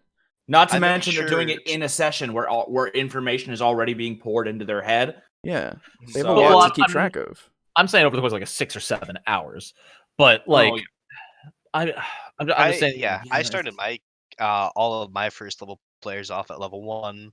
I think starting at level 1 is fighting fun. tournament for them. Yeah, same. And then they leveled up to level 2 at the very end. I'm not saying that you shouldn't start people at level 1. I like starting people at level 1 because then it like we've said, it promotes roleplay and it actually makes it so you can organically get the people together. But some people do want to start at higher levels. Even if they're a new player. Some people don't want to be a scrub. Some people don't want to get one shot. Right. They want to be able to run out and take 2 goblins at once. Right. So it just depends on the campaign, I guess, as well, too, right? Yeah. Yeah. I mean, also, I hate this guy's expression right now. I mean, dude, it's a still frame. You kind of can't blame him for that. I know. But like when you have more veteran players, you absolutely can start them at higher levels. Like we had a campaign that we started at level 5. I personally prefer to start at level 3 if we're playing 5th edition, simply because it allows my character to be a bit more unique, and I can put in the flair of why they are that subclass into their backstory. Yeah. And it does definitely lead to some cognitive dissonance with your character if you're like, oh, my character was raised in the streets because his parents were killed at a young age, and he's searching down the man that killed his parents, and that by using magical tricks he was able to enter houses to steal stuff to provide sustenance provide sustenance for him and his sister. And then you're leading up to being an arcane trickster rogue, and then level 1 you have no spells. Well, then you don't do that. Yeah, that's how you don't have that cognitive dissonance. I don't think that people. I mean, they. Well, I'm saying hope that by starting at level 1, you have to make more simplified backstories. Whereas if you start at level 3, you can have a bit more backstory that's unique to your character and special talks about their skills. Again, totally agreed, but I don't think there's any cognitive dissonance because you're already at that point, right? Like I will side with Aiden in this fact, in that it is weird to be a fighter with a 2-handed club smacking things, and then you clear out a couple kobold layers, take out some bandits, and you're like, oh, I learned how to shoot fire from hand. Yeah. But you just take the Eldritch Knight subclass randomly, no training, now you know how to shoot fire. Again, although that's kind of a DM thing. I was going to say, okay, if you want to take Eldritch Knight, we can, it's going to take. I like to now weave into how you can become things, right? Like if you're in the area that is the mage's fucking college, right, and you're just a fighter, then you can go over there and hang out with people and then start learning magic because there's a lot of people who can teach you that shit. Yeah, sit in on a free seminar, learn how to light a candle by the end of it. Or you're traveling with a party member who can already do magic and they teach you how to use the weave, Like again, it's very easy to find the reason as long as the reason is there. Has it really only been an hour and a half? I feel like we've been here for like 3 hours. Wow. Thanks. No, that's not in a bad way. I'm just like, Jesus Christ. We probably should continue on the video, though. I only have about 30 minutes left. Okay. Oh yeah, sure. Fair enough.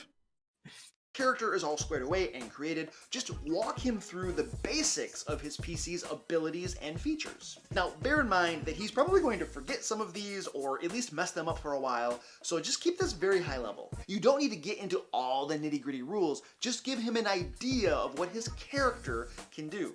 So the problem, he says it in such a way that it sounds like you don't have to explain your abilities to the player because that's too high level. Yeah, right. He's not talking about spells, he's just talking about the abilities in general. Yeah, he's like saying he's a level 2 fighter, but don't tell him he has second wind. Exactly. That's too much rules, dude. That's it's like, fuck, weird. That's the part of the class. It's the game, dude. Next, explain how basic combat works. You move and then attack, and also Get out of my explain fucking how a face. basic skill check works. That you Dude, these roll a hard cuts are D20 not and then doing it add for the me. modifier the No. DM is asking for. Beyond that, I would save the rest of the rules for learning during gameplay. Okay, yeah, whatever. Can we just start playing the game already? Dude, calm down. I was getting there. Yeah, whatever. It's a little cringe. Finally, run a one-shot for that player outside of the normal game. It should include three different scenes. You can do that if you Yeah, want. that's another way to session zero it. But like a just so- one-on-one? Yeah, yeah. Yeah. I've seen people do this, or I've heard of people do this. Excuse me. In fact, I did it with you, in fact, Alejo. yeah. So it's one of those things that's pretty like good to then just like get used to your abilities and such. And actually, I'm sorry. Well, it depends, because if you don't explain your fucking abilities at all, then how is this supposed to be useful, right? Like, Yeah. Well, I think he's about to get into that because he said there should be 3 scenes. Okay. Curious. One of them Social better be a interaction. roleplay scene. This is what people usually call role-playing. There we go. Exploration. Back and off. the combat. This could be something as God, I hate that. Sorry, what was the second one? Exploration. Oh, jeez. Exploration? Yeah. Is It that said required? roleplay, exploration, and combat. I mean, I guess I can understand that. It teaches them how to interact with their environment. I feel like that can be a part of roleplay. Not always, because that part of it is also just roleplay is like receiving information, processing information, reacting to information. Because if they're not used to role playing a character, that can take a lot of practice. Yeah, I guess so. Yeah. Okay. throwing them at a Interaction. very simple puzzle can be a very good way of getting them in the mindset of interacting with their environment Right. that they may not necessarily get if they're just talking to a shopkeep. That's true. Well, hey, you did a good point. Good job. He's done one before. This is what people usually call role-playing. I don't like how he uses Exploration, quotes. and the combat. I don't. This could Yeah. be something I don't- as I don't simple like as how I can see talking his to plaque. an NPC to get the mission, going out to the mission location and exploring around a little bit, and then finally having a short battle. Now, ideally, this one-shot would include other players who aren't new, so that new player can kind of learn by observing them and see how I do the agree with game that. kind of goes. 100%. That can be fun, yeah. Learning by association. It can help, yes. But this is, again, if you have a new player that's coming into a group of veterans, I suppose. Yeah. But in the Right. sense of having new players all together, it can also still help with everybody, right? The other thing, fuck. Oh, fuck. My train is gone. Never mind. Oh, left station. Just make it clear to the existing players that the purpose of the one-shot is to help the new player learn how to play the game, and so they should be giving him plenty of opportunities to participate. At the end of the day, though, a thorough knowledge of the mechanics of the game only really comes with gameplay. So for the first several sessions, possibly months, just be prepared to help that new player along, answer questions as you go. Also, make sure that you are encouraging his participation by asking him what he wants to say and do in various Yep, situations. I do that. Don't If I haven't heard from a necessarily player in a while, Yep. I'll ask him. Absolutely. Yeah, absolutely. But Yeah, if the, someone's sort of fallen silent, I'm like, hey, what are you doing? the other issue here is that he's now again said that it will, with experience, you'll know your abilities and such better, but you didn't ever let them know what their abilities are. So Yeah. I don't know Yeah. how you expect them to. Well, he said that they learned that just through gameplay. So I'm guessing I think what he's trying to get across is that he explains things through gameplay, not at character creation. So he'll be like, you might be missing some health, but lucky for you, your fighter does have an ability called Second Wind that I'm just now telling you about, which I don't agree with. No. Yeah, But- I don't agree with that yeah. either. I feel like you should know what your character can do Yeah. at the beginning, Make it right? Because there's no Forms. reason why that character wouldn't have knowledge of his own abilities. Yeah. Right. Yeah, that can be very easily like summed up to a player as, all right, if you want to play a fighter, you hit stuff, you fight, you do fighters fight. A lot of people think of them as bland and role play, but that's not necessarily true. Exactly. That's why we've created this huge backstory for you. You can wade into combat if you want. You'll be wearing some good armor, so it'll be okay. And even if you have taken some hits, well, now you've got Second Wind. And then once you're like back up and in the fight, you can then action surge. Yeah. Well, the problem with a long spiel like that is they'll go, You go. I heard fight. You go, Yeah, well, if you you go go point by point, Yeah. Yeah. Again, you know, I would hope that you know your own player, right? Like you know the person, so you know how to explain this to them in a way that they'll understand. Exactly. Yeah. Right. Like that's Which goes back to the player connection before character connection kind of thing. and that's again agreed. But even if they're a new player and they're your friend, right? Like then you know how they are and you can how tell to them speak to them efficiently. exactly. So you'll know how to process or how to help them process that information. So Absolutely. I don't know, man. It's very strange.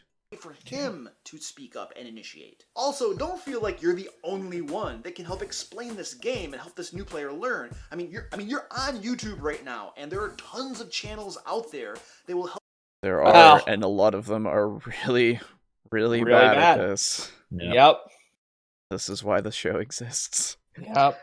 Also, I figured also that he was talking about having other players at your table lend a hand Me with too. explaining things to Yeah. them. And Yeah. that can be a relevant point. However, do bear in mind that for a lot of players, like having 7 people talk to them at once Yes. about what their class is can be very overwhelming, especially Exactly. for a new player. I'm a firm believer that if there is a single new player, you should not have more than 4 players in one DM. No more than that, would not things. No. Would not agree. No. I have no particular thoughts one way or the other about it. I just don't see why it's like that's an absolute. I just find too many players, like he also mentioned, might not give the new player a chance to play enough of the game to experience it. But I mean, that's why I as can the see DM, that. you just go, "Hey, what do you do? What do you want to do?" Yeah, you Or give them you the still spotlight. need to hit everybody. I find that more than 4 players divvies up the amount of attention each player gets to the point where it bogs the game down. That's just a personal. So then I would say then you include multiple characters in one scene, and allow them to interact with each other, right? In the sense of like, if you're having that issue, make it 2, make it 3, right? Then they're all together, and then you single out a player who isn't talking as much and go, what is your character thinking in this instance? You have the ability to do this. It's just a question of managing the spotlight, I suppose. I had a player of mine, it was the rogue actually. We have 4 characters and the rogue in my campaign. And session 1 he was sort of getting acclimated to the party, and there was also an in-game reason for that. But he was like just sitting at the bar drinking, and other people are talking, and he's like, and I'm like, what's Jorgen doing? And he's like, I'm sitting there, I'm listening to them. And I'm like, okay. He's like, I'm gonna order like a second beer. And I'm like, okay. And then he started getting involved in the conversation. Not that conversation, but the next one. Because it happened to be touchingly relevant to something that was something he was interested in. Yeah.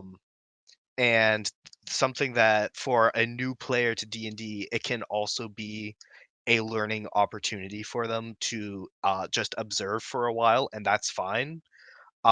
Just so long as they're not feeling left out.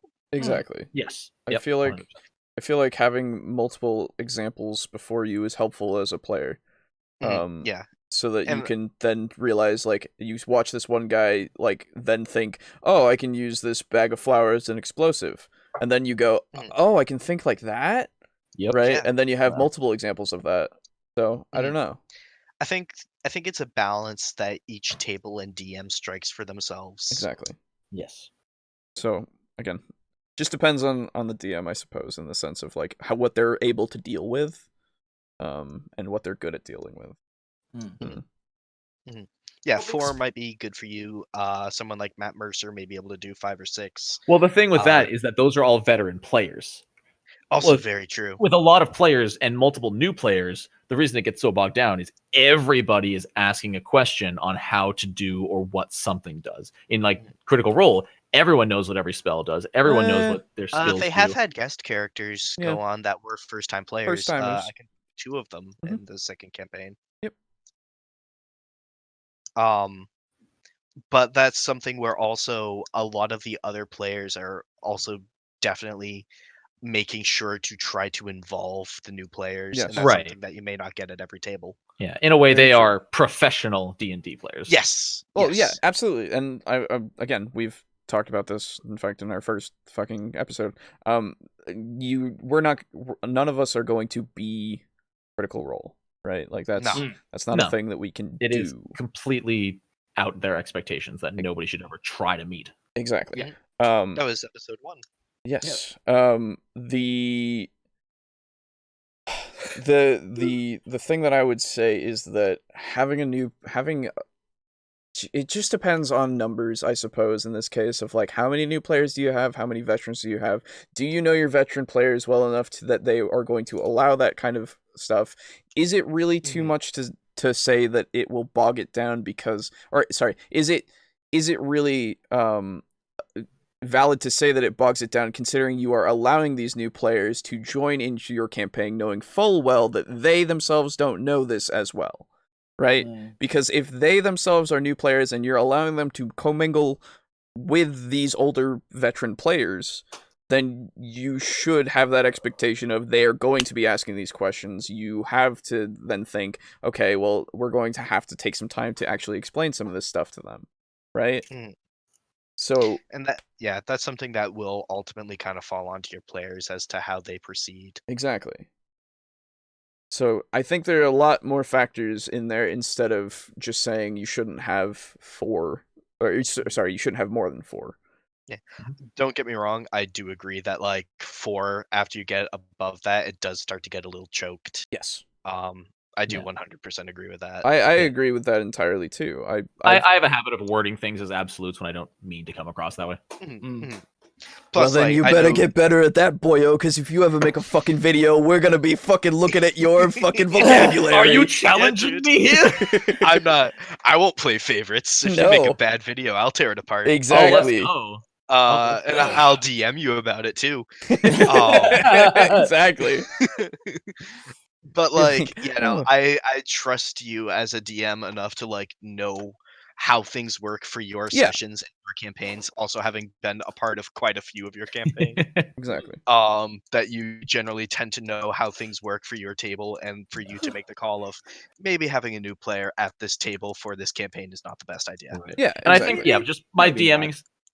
I think my DMing style, I like to make everybody feel like the main character, and the more people you add, the harder that gets, for sure.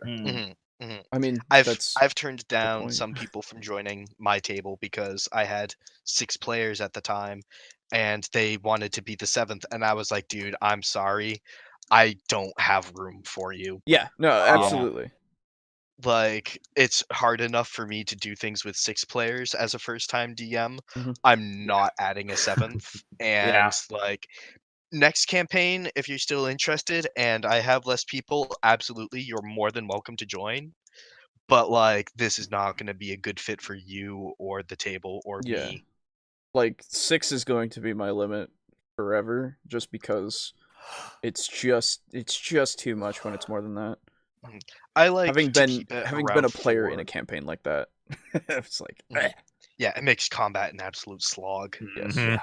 Especially if you have newer players, but I like to keep it around 4 and definitely no higher than 5. I also enjoy. I think 2 to 3 is also really fun. 2 to 3 can be really good. Which is that was my current group, right? Nice. Yeah, Mibu, Aiden, and Mike. Yeah, that was a 3-person party. Yeah, exactly. Just fun. And then I have had one player one time message me on Facebook out of the blue, and she was like, "Hey, I'm joining the campaign now," and I was like, "Fucking what?" No, She's get out. And she's like, "Yeah, I talked about it with I think it was Ray," and I was like, "That's fine that you talked about it with Ray, but you don't just message me out of the blue and say, hey, I'm part of the campaign now. That's my call." Yeah, exactly. She's like, "Oh, well, if you're going to throw a fit about it, I guess I won't play it." And I'm like, "No, dude, you're welcome. Just don't say, hey, I'm doing this now." Yeah, that's like saying, respect. "Hey, I'm coming over into your home." Right, exactly. I would be more okay with that. Exactly. If you know the person, then like, yeah, cool, neat, let's hang out. Yeah. But and she became my first problem wood elf. She was around for one session. Fun. Because they the party had prevented a coup, basically, in the sewers where coup? cultists were. Yeah, where cultists were invading. Yeah. And I was like, I came up with a perfect reason for her to want to be there because there was one of the gods that had taken special interest in her and said, "Be here at this time. You will find one of my people." Yeah. And it was the party paladin. And it was because the character she wanted to play was wanted to become a necromancer, and it was something that the god was trying to prevent by saying, "Hey, follow one of my people," hoping that the party paladin would rub off on her, kind of. And she's like, decided to make her character a staunch atheist. Okay, what? Okay, Whatever. so in a world of D&D where gods even in Skyrim, in the or Elder in Scrolls, Elder where Scrolls, this is set 2 years after the Oblivion Crisis, and yeah, I was gonna literally say a god and a Daedric Lord had a giant kaiju battle in exactly the Imperial capital That's 2 fair. years No. beforehand. in that and in D&D, both of those instances, if you make an atheist, like, I don't understand how you. I even think there is that's a thing. correct way to play it. Yeah, You have to be a hermit. I think that not have to be, but I think that you could get away with being a hermit, living by yourself. Incredibly misinformed, yes, absolutely, Yes. I I mean, think so. But then I made a cleric that was bitter against the gods because he thought that the gods had treated mortals unfairly. so that's not atheism though, because you Yeah, no, acknowledge that he they're acknowledged their existence. Yeah. Right. Again, you can make it so that you acknowledge that they're there, and then you don't believe in them. That's fine. That's So you absolutely don't worship them. exactly. I kind of like the deny. I think you could play. You'd have to play it as a character, denying it through and through. Obviously, like I think there is a correct way to play it. I think it's possible. It would be tough. Yeah, in a world so governed by religion, with daily miracles of clerics, right? Yeah. And I told her, and I'm like, you can play an atheist if you want. That's fine, but it doesn't stop the gods from existing. Yeah. And it doesn't stop other people from believing. And she's like, that's fine. And I'm like, okay, cool. If you want to find some way to roleplay it, go for it. And when she was arrested by the guards for being in the sewers and brought before the party, and the guards said, "Do you know this person?" The party's like, "Nah, sorry." And I'm like, as soon as you see the paladin, you get like a tingle in the back of your brain of this is the person that I'm supposed to find. And the guards are like, "What are you doing here?" And she's like, "The wind brought me." And the guard's like, "Fucking bud." Like, I'm like, dude, you're lucky enough that they didn't fucking outright kill you for being found here. And like, only the people that are in the sewers are the people who are supposed to know. If you're here, they have reasons to suspect that you're part of the coup. And it resulted in her taking 1d20 damage because one of the persons that was leading the defense was a blade singer, which lore-wise are incredibly overpowered because they spend huge amounts of time practicing before they can become a blade singer. She survives that, and she keeps answering, "The wind brought me here. The wind brought me here." So I'm like, well, I don't want to do this, but they take your character off for interrogation. And she's like, "Oh, he's such a horrible DM. He would do that to a first-time player." And I'm like, dude, you gave me fucking nothing to work with. I can't just have them let you go. Right. Because the wind brought me here. Well, it doesn't make sense for me to appeal to them and say that the gods wanted me here. They're not gonna believe that. And I'm like, say that you're psychic. I don't know, man. Anything. I'm like, I don't know. You never tried. A, B. Like, literally, most people believe in the gods. There was a giant kaiju battle. Yeah, I was gonna say, if you even just go, like, the gods sent me here, they'll be like, wait, what? Yeah, Akatosh versus, and then I could have, like, Meridia send a message to the paladin and have the paladin vouch because they trusted that party. Yeah. Yeah, so it's possible, but man, you gotta do it smart. Yeah. I was gonna say, if you're an atheist and you know that other people, like, you can use that. Yeah, manipulate people. Yeah, exactly. You can Mhm. manipulate other people's beliefs. It's something Yeah. you could do. Heresy Yeah. has no bearing on you. You don't care. Exactly. Yeah, exactly. But Anyway. like just saying like, oh, because I'm an atheist, I think everyone else in the world is an atheist like me Right. is That's dumb. fucking stupid. Yeah. Yeah, that's really stupid.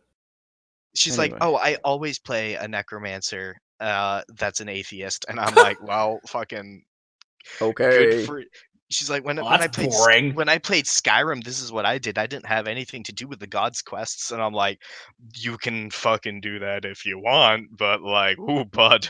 You're missing out on some good shit. Yeah, dude, like literally one of the main patrons of necromancy is Molag Bal, and guess what, bud? He's a god.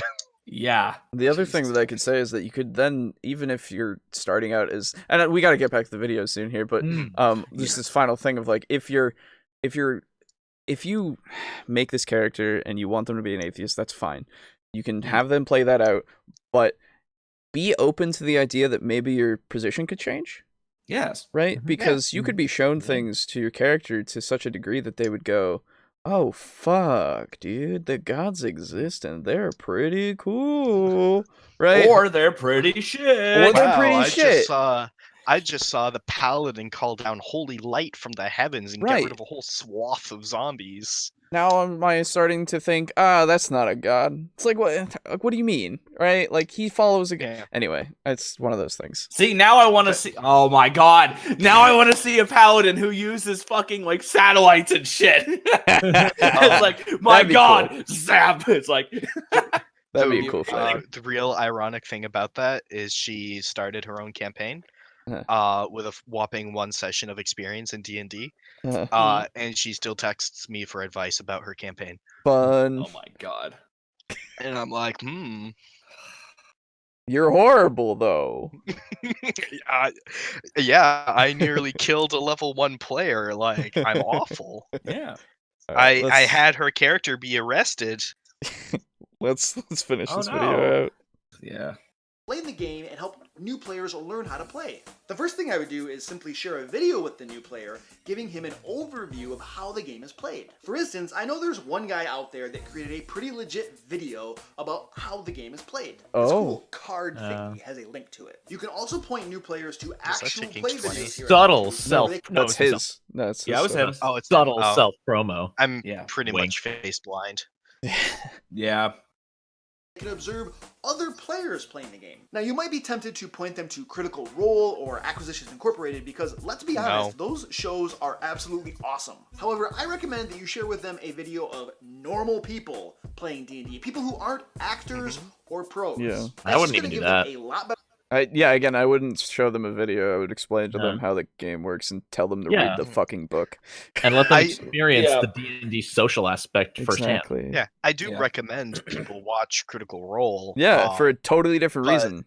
But yeah, I would never say like This to is how a player D&D is that played. hasn't Watch played- this. Yeah, Right. Yeah, I'm not. Critical I'm not Role gonna, is entertainment. It's a show. Yeah. Yeah, I'm not going to mentally set them up for failure.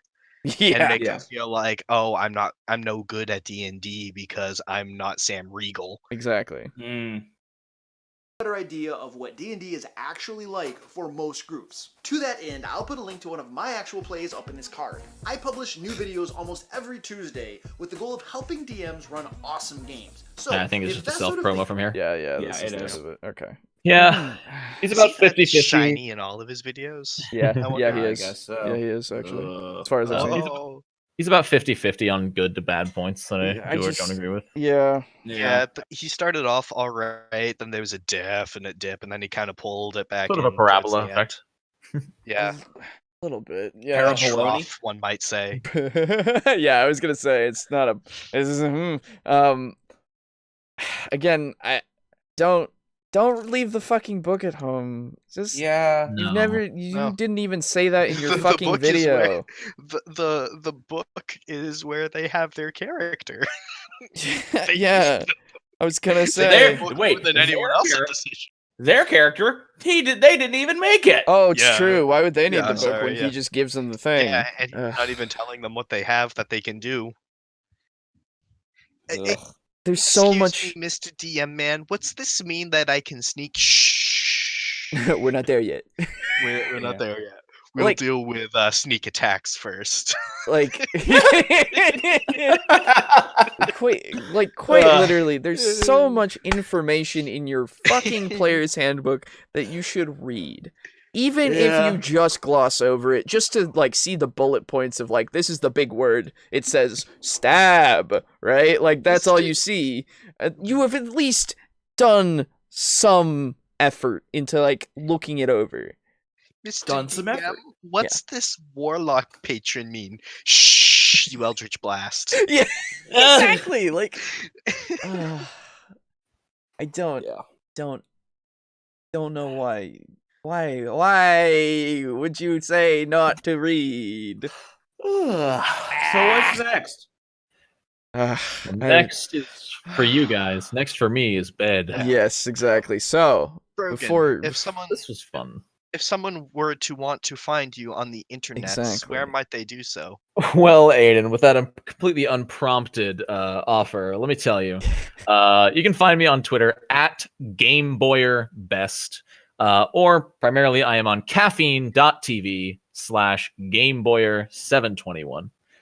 I stream typically 6 days a week. I usually start around 4 p.m. Eastern time. Primarily Nintendo, occasionally some other stuff.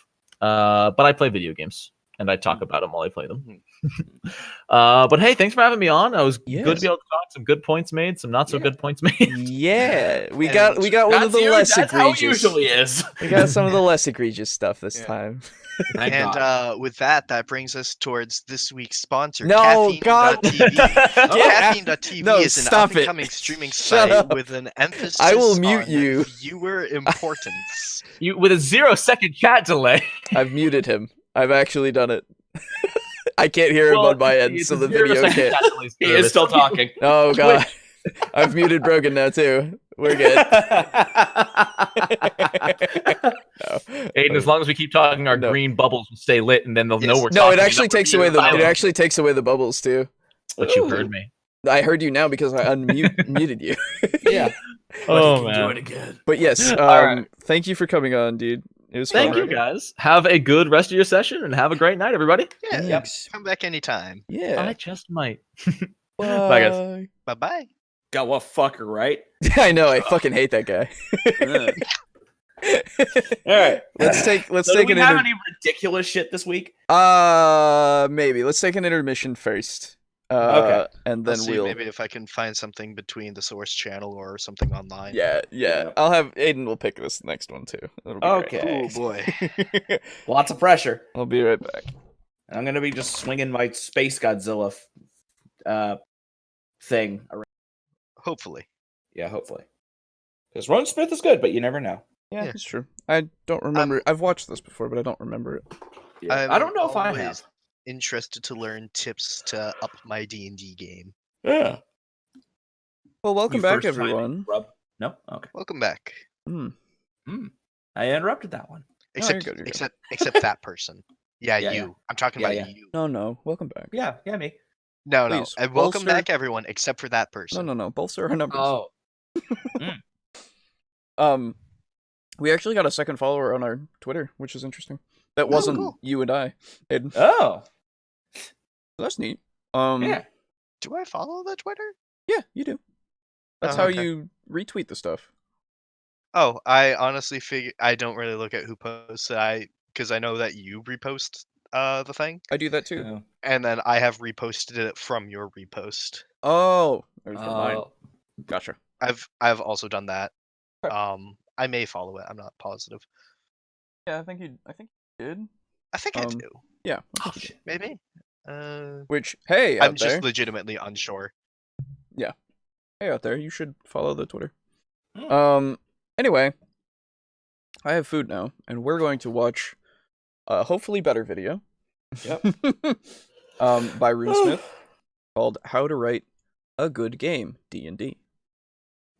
RuneSmith is cool. I am already subscribed to this channel, so this little Yes. thing does not represent that I am not or am. So anyway, Yeah, the three channels I will always like cry from a mountain that people should check out are Puffin Forest, Runesmith, and Z Bashu. Yeah, that's fair enough. Yeah, I'm less into Puffin Forest now for some reason. I think his just his style of humor is just kind of it just doesn't really do it for me anymore. Yeah. But that's just me. that's fair enough. But I mean, other than that, his stories are great. Like, it's fine. Oh yeah, his stories are great. Yeah. I don't think he's been making as much content recently. No, he the Rules Lawyer video was the most recent I think that he's made in a while. Which is what we covered last time. But I haven't been watching it, like any of his story stuff. I don't know why. I just haven't. The only story of Puffin Forests that I legitimately hate is Absurd. Then I love his Aboleth story. Yeah, the that one's Aboleth really story good. was really fun. I I think, actually, you know what, now that I remember, and now that we're talking about him, I think the story that made me jump ship with him was, there was a story where the party failed the final encounter, and they lost to the final boss. Yes. And when the final boss had 1 HP left, and they lost the encounter because the fighter died and they never revived him. Yeah. What the fuck? I don't remember the exact context, I'll be honest. He never gave any. I don't think. I don't remember it. Like, I don't remember him ever giving any context to it. Like, oh, the fighter was an asshole, and we're like, oh, he had it coming. No, they just didn't revive him, and I'm like, what the fuck? Who the fuck would do that shit? Yeah. I mean, I'm hoping there was a reason. Yeah, Are don't you remember. saying that you blame him for them not reviving their fighter? No, I don't blame him for not reviving her fighter. It's just that. And then it was a combination of that story and the story where I don't remember I think it was the one where he was playing an Adventurers League game, and they had to go into some jungle temple by getting captured or something like that. Is this the Nalfishni one? No, not that one. That was the one where they pushed over the pillar. That one, that was their choice. That was fine. Yeah. But it was a story where he. Oh yeah, and they get all split up. No, it was. I don't know if it was that one. It was the story where he wound up accidentally running an Illithid as a swashbuckling guy, which that's interesting, but it was a mistake. That was like an hour-long mistake. So it's like, oh, I read this wrong page for like a full hour. And I'm like, really? Because like most of his stories just seem like it's just like I'm sorry, Puffin. I love it just seems like you and your players are shit. I'm sorry. I mean, like you're really in a like they maybe don't take as much of a strict adherence to D&D as others do. I know that is fine. That's the balance that they reach as their table. It is. I would be lying if I said I haven't noticed that they do get quite a bit more loosey-goosey. Yeah, no, that's true. Yeah. That's just and being loosey-goosey is fine, but God, when it affects the campaign in such a drastic way, it's like, oh. Granted, as a DM, it can be very easy to like be on the wrong page sometimes. It's true. And a very quick glance down and then glance back up can set things in motion that can snowball. So I will put my 2 cents in for that in the sense of usually when you have a campaign going, and I don't remember, was this a module or was this a... It was a module. Okay, so especially for that, with a module, usually I like to read it once, like fully. And then usually before I do a session, I like to read it a little bit again in order to know what's going on around where they're at. Yes. And kind of predict how the players will act and stuff like that. Yeah, and then if they go in like too far, then I'll continue to look at it and read it, but I have an idea of how the session's going to be, right? Yeah. Because it's a module and there's not too many ways that you can't get to the next part of the module. So if you read it beforehand, then I feel like before the session, then I feel like you would not have that problem. Yeah. Now, in his defense, I believe in the video he did mention that he was like, "Oh, I want to run a game. I want to try running a game." It's like, "Okay, we got a game going in 10 minutes. You want to run that?" Like, "Oh." So Okay. I think that was probably the reason why it happened. Yeah. That's and fair so enough, don't worry. Yeah. I do realize that I'm being unfair, and I will most likely get back to his stuff, but for the time being, Yeah, it's just not me at the moment. that's fair enough. You can, as a content viewer, take a break from a certain content creator. Yeah. Let stuff build up and then come back to it. I do it all the time. Yeah. Yeah. same.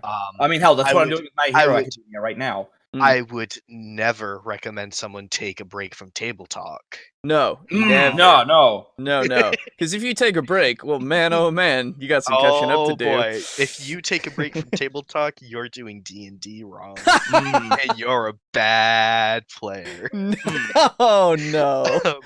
But no, like Puffin Forest has a way of playing D&D that works for him and his table. Yes.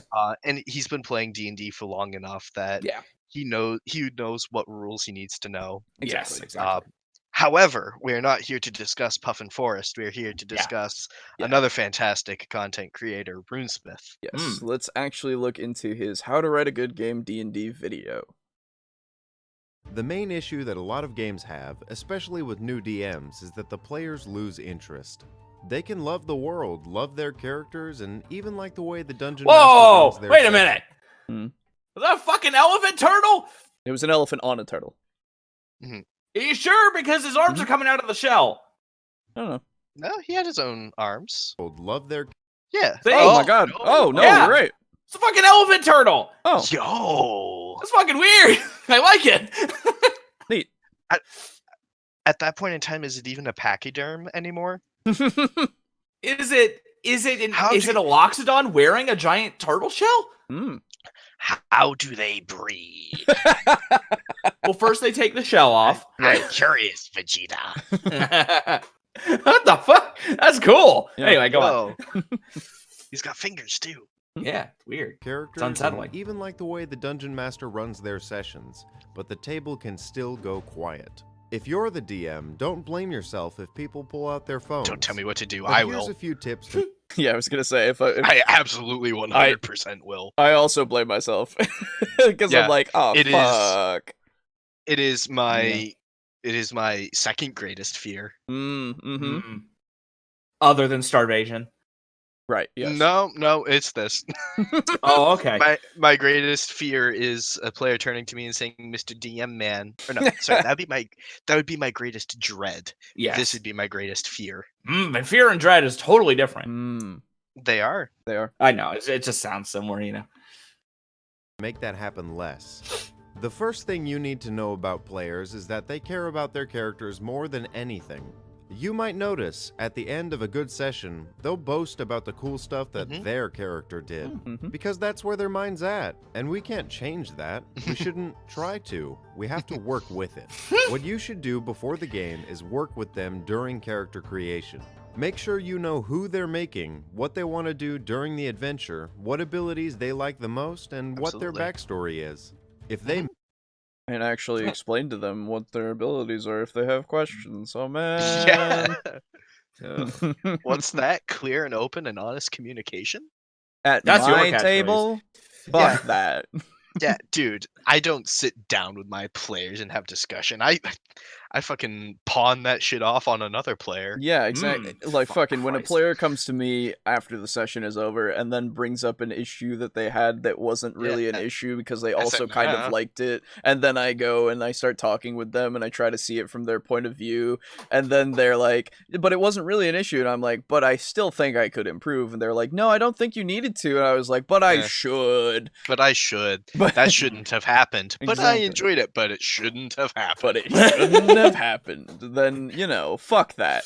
Then you're having fun wrong. Yeah, exactly. Yeah, exactly. How dare you enjoy my mistakes? made a cool backstory, they're going to walk Ugh. into that session with the Is that same an feeling infant of giving a wolf a pride that you blowjob? No. But dude, I could show you worse. I'm sure you could. And then I can show you worse than that. But no, that's Romulus and Remus. The two brothers that went on to found Rome that were raised by a wolf. Yeah. Oh, I see.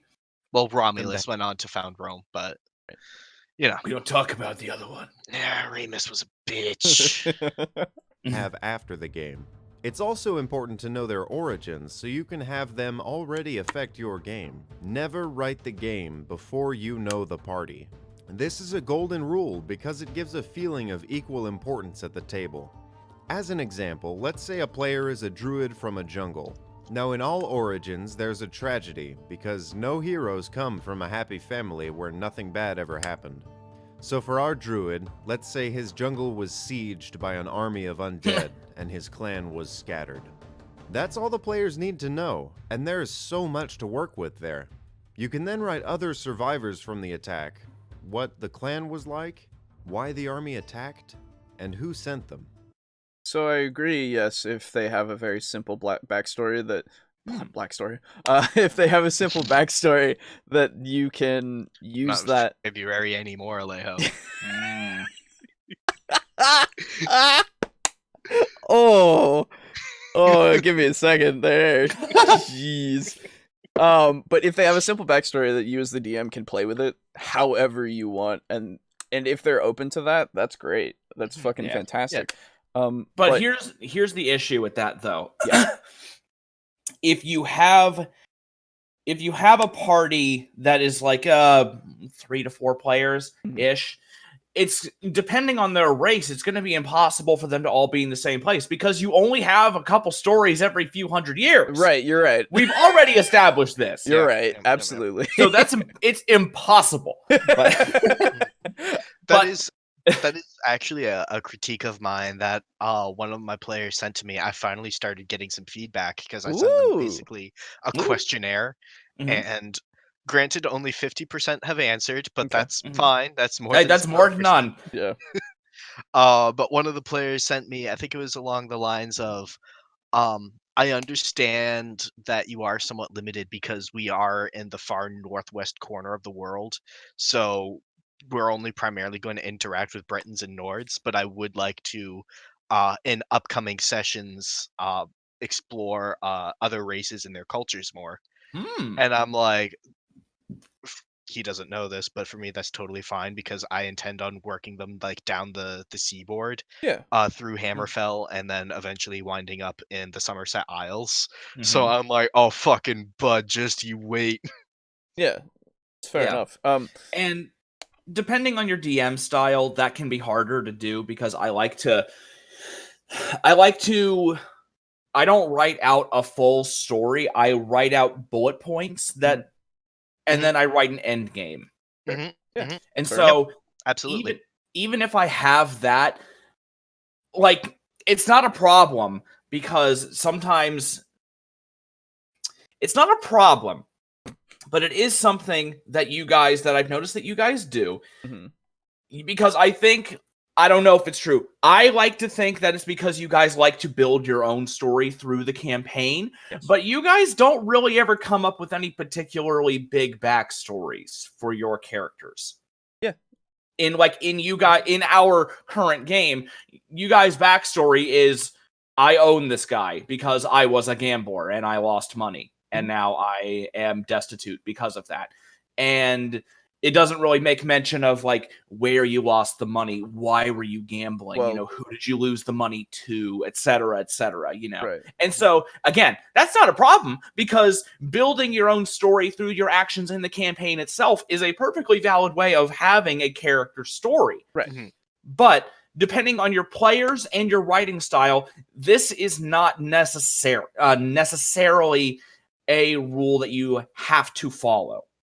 Yeah. Yes. Agreed. I will say for me personally, it's because I don't know how my character will be until I have an opportunity to play as them. And then once I have established them, like now that we've established, for instance, that Boris is socially awkward to the point of occasionally being a simp. Yes. That's something that now I could perhaps work to incorporate into the backstory, like retroactively. Exactly. And that's something I remember Sam Riegel did with Knot. in campaign 2 of Critical Role, Not has this huge, complicated, long backstory that I remember them saying that when Not was made during session 0, Sam had pretty much nothing except for the fact that Not travels with Caleb. Yeah, that's right. And they work on ripping people off together. Mm. And that's something that as inspiration comes later down the line, Yes. having a more open backstory can be advantageous, Mm-hmm. but you need to be a certain specific type of role player. And I'm not saying that, if you can do this if you're a good role player. No, it's a certain type of role player. Exactly. That can lend itself very favorably. I tend to look, for instance, with when I made Mock, I was like, Mock's backstory does not matter for this campaign. Yeah, Right. because we would have all shared it. Yes. Yeah, like we can. Well, Mock was a hermit.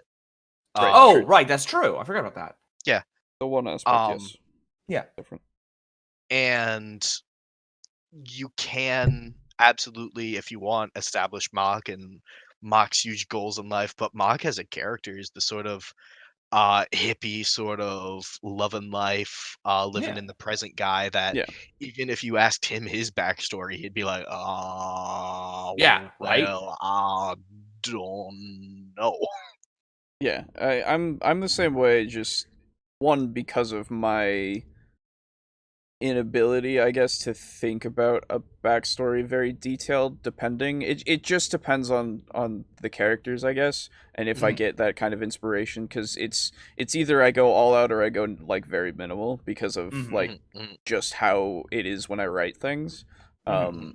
So that plus I think honestly for a lot of the time it doesn't matter until it does, if that makes sense, right? Like for backstory. Like I also, with that minimal backstory, have given like whoever I lost that shit to, man oh man, I hate them. They're there somewhere. And where did I lose that? I mean, I assume in the only place that I've been told has like gambling. And then like again, I could tie myself to something bigger in that case, but I don't know if I want to do that, right? There's a certain limitation that I have here of like I don't want to make myself too involved in things that are going to derail your campaign, right? Because I think more in an open world sense usually, as you guys know. I think of the world first, and then you guys are like, this is what my character will be, and I'll be like, okay, I'll figure out a way to plop them in there, right? And that's that's also something that you as the DM, Boone, now also have the freedom to write up a character like a couple weeks from now and then name them and be like, oh, hey, Alejo, by the way, this is the character that you lost all your shit to. And Alejo goes, cool, I am now filled with a seething hatred. Exactly. Yeah, exactly. And I mean, that character already exists. Fantastic. So. That's even better. It's partially due to me being lazy and also due to me being like uninspired sometimes. Right? Yeah, like, and don't worry, that's fine. Yeah. So although on a side note, you don't need to worry about honestly my campaigns in terms of a linear story in open world. You can think of them mostly as open world. Okay. It's just that there is a story to find.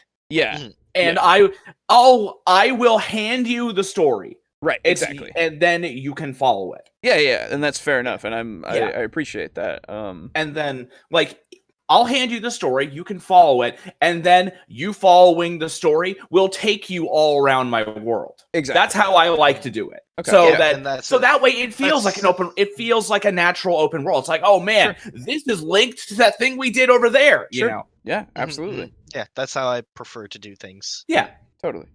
If my players decide, fuck it, I don't care about this Malnox guy, they certainly can. Yeah. And the world will definitely change 5 months from now. Yeah. It's not gonna be good. Yeah, exactly. Yeah, there are consequences to the action. Yeah. And no, I don't mean their playing is gonna be bad. I mean, it is not gonna be good. I mean, the world's not gonna be good. Yeah. And then like the way I also do certain subplots and like arcs and stuff like that is I leave them open ended and I have goals and sub goals. And based on what sub goals that they do or what path that they choose along how they get to the goal will affect how things end for the city or like the plot line as a whole, and because of that the world state definitely changes based upon people's actions. That sounds a lot like Dishonored. Yeah, it super does. I've taken a lot of inspiration, including NPC names from Dishonored, when stuck in a corner and I'm like, you're at this party and they're like, oh, what's the name of that noble over there? And I'll be like, Aramis Stilton. Nice. And then they're like, okay, cool, I want to find out more about him. And I'm like, well, he runs a mining company. And people, they're like, oh, that's cool. And they're like, wow, he made up that character. And I'm like, no, I didn't. No. Nice. Yeah, but bringing it back around to this, I think for this point specifically, like, yes, you should give yourself room to do this if you don't have them already giving you that kind of stuff. Like, I feel like for the location thing specifically that they're from, I feel like that should be something that you work with them more so than the rest of these, because not knowing where you're from is kind of weird. That's something that really does shape a character. Because like, I know my character that I retired because of her reasons, Riz, she was a dragonborn noble who was cursed with shadow magic, in a sense of finding a inert, quote unquote, bracelet that had an onyx gem that gave her shadow magic. And I was just like to my DM, I was like, I don't want to know how it happens. I don't want to know why it chose me. I want that to be up to you, right? And then we worked on, well, okay, you're a Dragonborn, you're from Tazbur, you're from this place that, and I was like, okay, so how is this place? Like, what am I looking at? Like, how is it run? Who's doing the kinds of things that is it like, a monarchical kind of thing? Is it run by representatives? Like, how is it? And then we figured it out of like, okay, and she didn't have the notes on it that much really, so I kind of also helped to flesh out the location itself of like it being a place where guilds are very important, where trade is very important, where magic is not looked upon well, because my backstory was like she was driven out because of this. So it worked out in a sense of like, now I know that place, now I know, oh, if I ever go there, fuck, I don't want to be known because they drove me out and they think I'm dead because of it, and like all that shit, right? So it adds a whole layer that you can work with if you give location. It adds a whole onion. It adds a whole Shrek. Yeah, generally speaking, your character should know a fair bit about their home. Yes. Because it's where they lived before becoming an adventurer. Exactly. Yeah. Certain scenarios do exist in which case that's not necessary. Based on, of course, the character. But yeah, people should have what their home is like and why they left it. That should be a question that you ask your DM of like, what's my home? Right? Like, where did I come from? I'm in general fine with players creating what their own homes are like, as long as it is fitting with the lore. Yeah.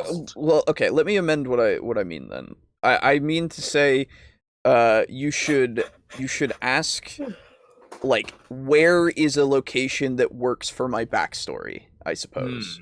Right? That's a better way to put it, in the sense of like, where am I from is to like, tell me where to be right now, right?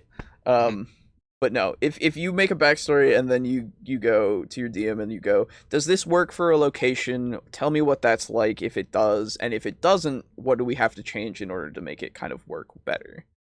So I don't know.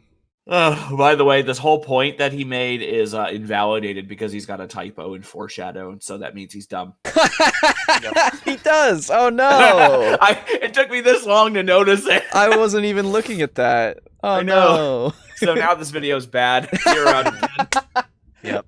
Immediately, everything he says is now wrong. Right. Equivalent to fucking cutting their hands off. Right. Well, guys, pack it up. Right. That's a night. Yeah. No. But legitimately, I think this golden rule is applicable in a lot of cases, but also I feel like you don't need to as well. Yeah. If you are in a position where you do your best work without following this golden rule, it's just not a golden rule. Exactly. It's a suggestion. Yes. It's almost like every table and every campaign and every DM is different. Yeah. Yeah, I mean, it's true. But I agree that this is this is a good thing to set though as well. Yes. Yeah, like it is I would consider this relevant for like 85% of campaigns, and because of that it is a golden rule for me. The other way that I would say is it is not detrimental in the slightest. Oh yeah, no. You can't go I'm not going to say you can't, because there invariably will be some way that you can. Yeah. But most generally, you cannot go wrong with this. Exactly. Yeah. This gives the players motivation to find out what happened and make it right. It also moves us to my next golden rule. You have to have secrets. No. Even in a kick-down-the-door style campaign, not knowing what's in the next room is the driving force of every party. Okay, that's really good. That reminded me of fucking, what's it called? Stranger Things. Yeah. That was really good. Yeah. So before he goes, I need to roll a 13 to have my fireball hit that. Yeah. Before he goes too far into it, I don't know. I mean, I think inherently there will always be secrets. Just because of the way that worlds are, right? Yeah. So I should. Oh, go on. I feel like saying you have to have secrets is just something you don't need to say. Yeah, it's not something that you have to do. It's something that's going to happen by necessity. Exactly. Like people, like I've had secrets in my world for a while that no one ever found until now because no one was curious enough to look into something specifically, right? Or the encounter didn't happen in a way that made it so that this was something that would happen, or you didn't have the right characters for it, right? But then when it was there and it was presented to people, they're like, oh shit, that's a thing. We got to investigate that shit because it could help us, right? And then I'm like, yes, good. Yeah. Do what I wanted you to do anyway. This is something that I just kind of had that I really hoped someone would find, and now it's actually really relevant to what you guys are doing. Oh, fuck, that's really good. Yeah. I planned it all along, yes! I should also clarify, when he said that you should have secrets, my brain was still in character creation mode. Oh yeah, no, this is just in general writing. writing. Should have secrets, and I was like, nah. But yeah, no, if it's world building, secrets will happen, and they can absolutely be a cool thing to hide under a rock and hope they flip over the rock. Exactly. Yeah. And then so if it's they not, don't flip over that rock, move it to the next rock, and then the next exactly. rock. Yes. After a while, start putting signs pointing to the rock. Don't worry, it won't matter. They still won't flip it. Yeah, right. If anything, begin- they're gonna fucking attack it. You'll begin to wonder if it's out of spite or sheer stubbornness, but the answer may surprise you. It's just that they never thought to flip over the rock. Exactly. Yeah. They'll be like, I could flip over the rock? Yes. Rocks are heavy. Yes, you You could. have a strength score of 23, my dude. Exactly. So again, like, it's not detrimental to point it out, but I don't know if it's necessary. Yeah, it's just gonna happen. It's just like a it's thing. not really a rule. I feel like regardless of whatever you write, you're going to then think about, oh shit, wait, how does this work? Oh shit, wait, is it something that's not like a thing that people know about? Oh, yeah, exactly. I mean, that because unless if your characters are omniscient, there will invariably be things that they don't know. Absolutely. God, that'd be fucking weird. Yeah. Were they I'm like gods? That would be omnipresent. I know where everything is because I'm there all the time. Oh, you're a It'd god. be a fucking weird ass Omnipresent and campaign where omniscient, you're but playing not as not omnipowerful. Omnipotent. Omnipotent. Yeah, rather. it'd be fucking weird to have a campaign where you're all playing as gods, but you're taking care of mundane shit. Dude, that'd be because it's like people just praying. It's like, man, I wish I could get all this work done in one day, and then you have to fucking like teleport down. You're invisible, and you start moving shit. You could definitely handle it as a pagan aspect, where it's like, I am the god of this tree. What totally. can you do?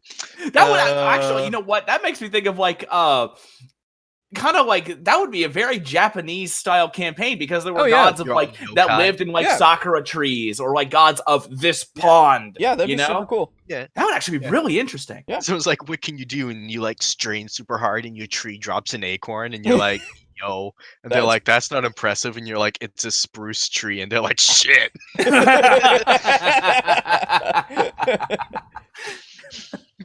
That'd be so weird and cool, man. That'd be hard to fucking write. That'd be something, yeah.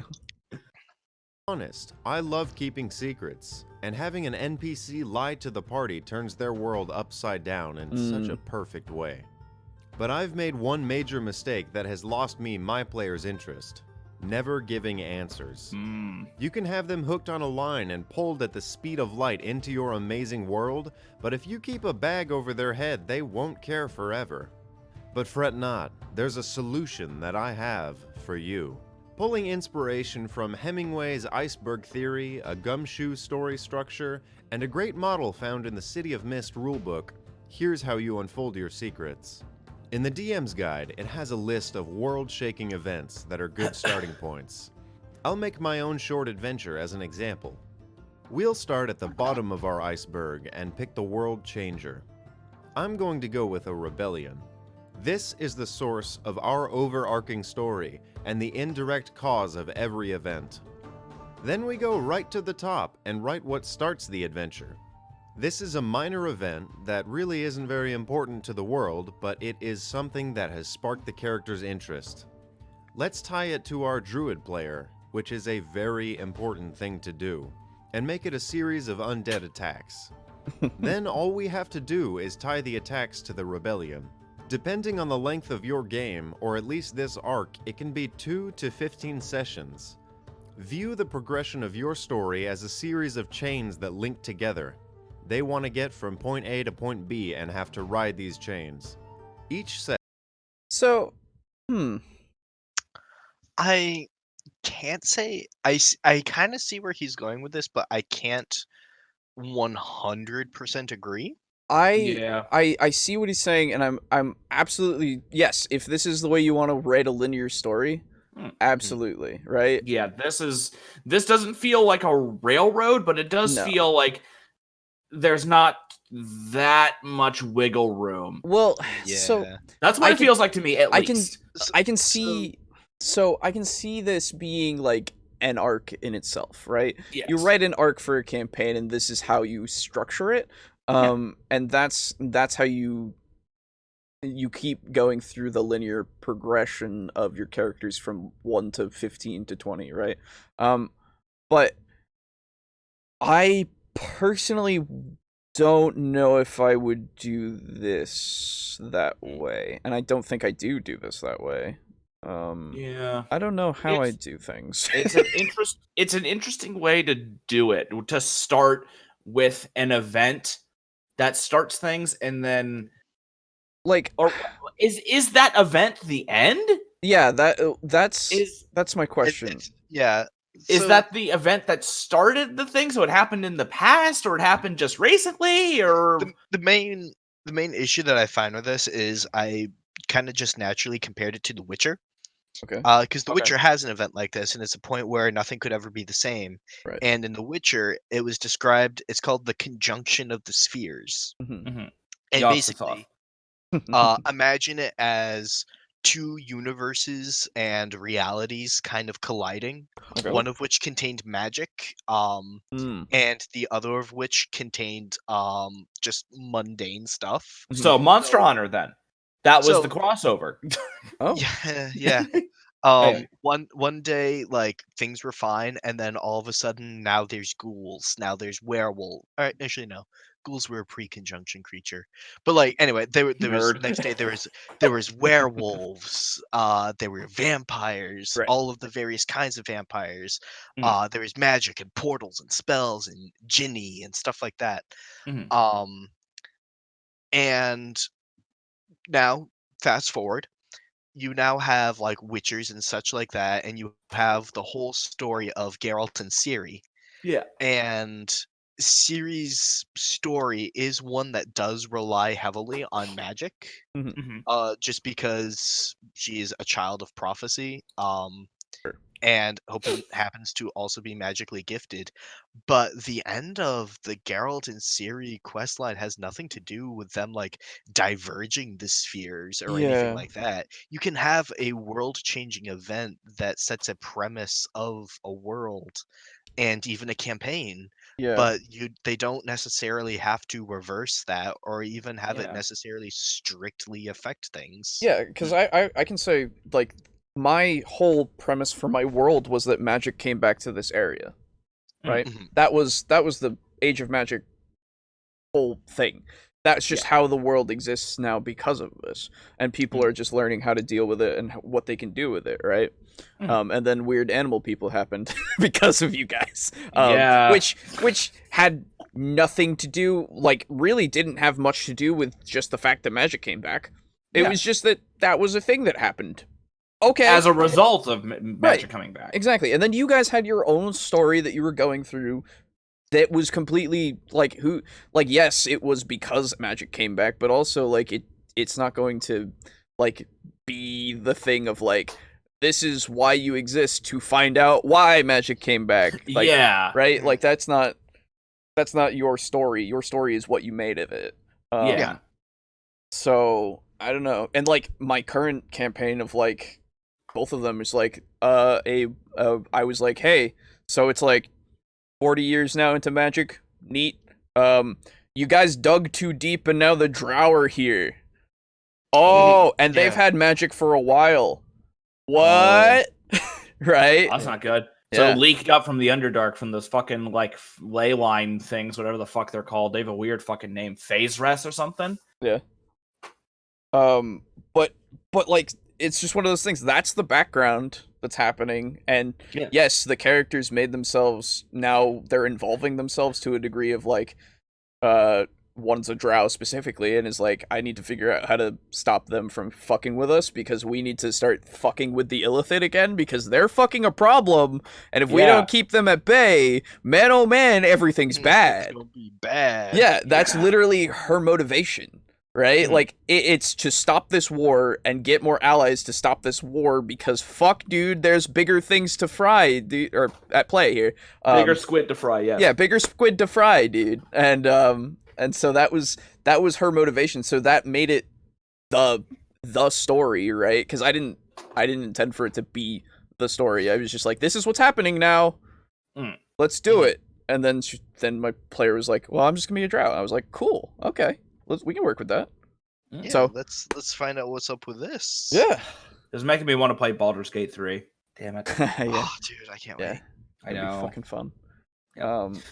Fucking I totally am off topic, by the way. I am reviving K Jumbernox. Nice, yeah.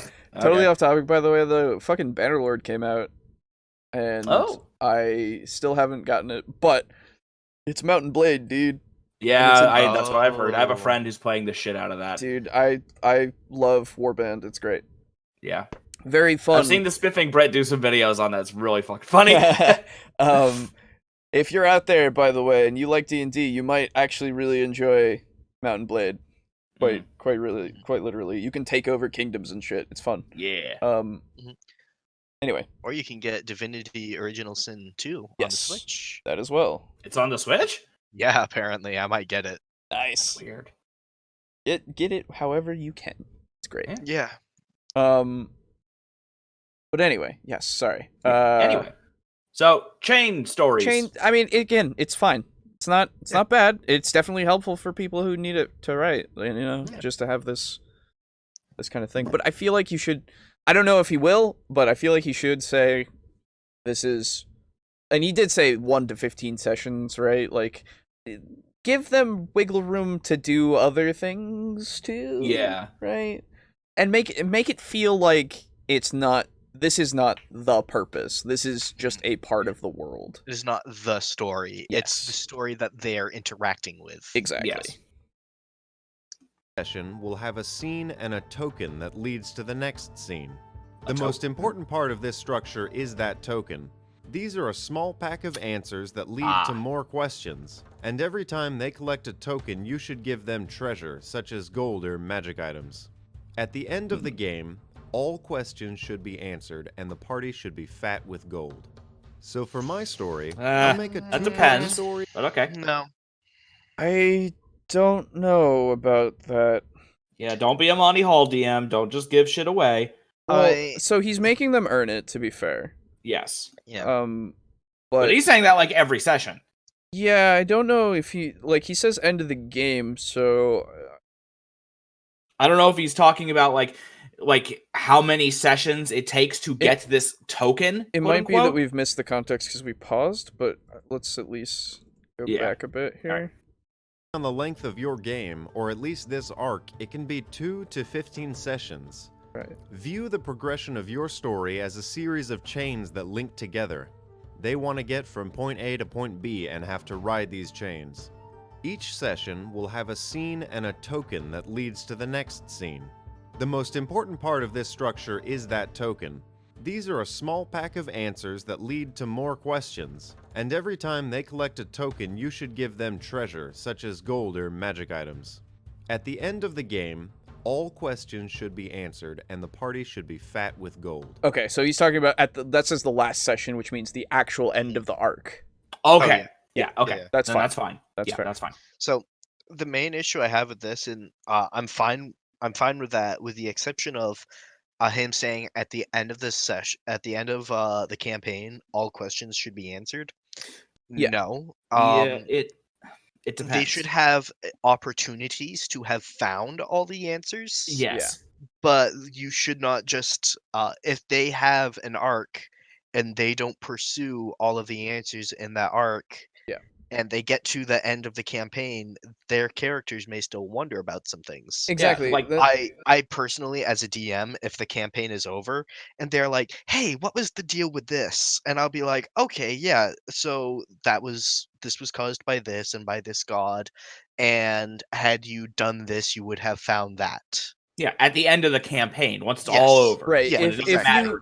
If you know for certain that you're not going to be using those characters in that world again, absolutely, right? Because otherwise, I would say you have more plot hooks for more stuff. Yeah. Mhm. Right. Yeah, I'm currently working on 2 campaigns myself, one of which is levels 10 to 15, Mhm. which will be set in the same world for yeah. this thing. Hmm. And then I also just have an independent world that I'm building. And when this campaign is over, if the players want to have me be sort of the primary DM again, Right. Based on what they choose, I may give them answers, I may not. Exactly. Yeah. Be sure you use that Asgard's map maker and incarnate because it's really fucking good. Oh yeah, for my world, yeah, I will. Yeah. Anyway. But yeah. So it depends.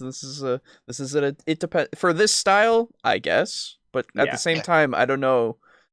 It's Even a big so. fat. It depends. Exactly. It's a very good way of, if you're going to have a more linear story, right. Yes. a very good way of overlapping that story with D&D and Yes. making sure that it falls into the system of D&D, because you can also incorporate them getting those tokens with a level up. Mhm. Yeah. Totally. And that's a very good way of making sure that, oh, I've leveled up, I can use this ability now, I want to get this gear. Yeah. There's a very good way of incorporating that, but some of us have campaigns that are going on 2 years. Yeah. Exactly. Yeah. Like. Yeah. Sessions. Yeah. I don't know. It's again. It's both a yes and a no. Yeah. So maybe not. Yeah. So for my story, I'll make a 2-part story and a deeper one. Let's go with 4 parts. For the shorter story, I have to directly connect the revolutions to the undead attacks. I'll make the simple connection that a group of necromancers are revolting against a king who has outlawed their practices. So part 1 will be the party fighting the undead. Maybe a random group has wandered into the area that they're in. Or maybe they've been commissioned to go and stop this rampage. So they have to get into the fight with this undead and find out that there is one necromancer controlling this specific sect. Winning the fight should earn them a token that leads directly to the revolution. Either they question the necromancer or kill him and find his orders on a note. This answers the cause of the attacks, but hints at some sort of greater reason. Then they get his spellbook and a dope wand or something. The information should lead them to the next and last scene, a confrontation between the necromancers and the king. They can pick a side, fight and whatnot, yada yada yada, they play D&D. At the end of this fight, the victor will explain that the necromancers were revolting against the king in order to earn their right to practice their school. Leave the resolution open-ended so the players can affect the game. Never write the ending before the players are involved. They are the story, not you. The king can give them gold and a house or something, and the necromancers can offer a series of magic items. If I were to make this story a little longer, let's say adding those 2 more sessions, I have... So, wait, before we go too much further, what do you guys think about that, don't plan endings to let your players affect the story? I agree with it, to an extent. Yes. I think you should have a generalized ending to your campaign that is written in such a way that most solutions and paths that the players choose will result in. Yes. And of course, if the players decide to completely change how things are, then Write a new ending.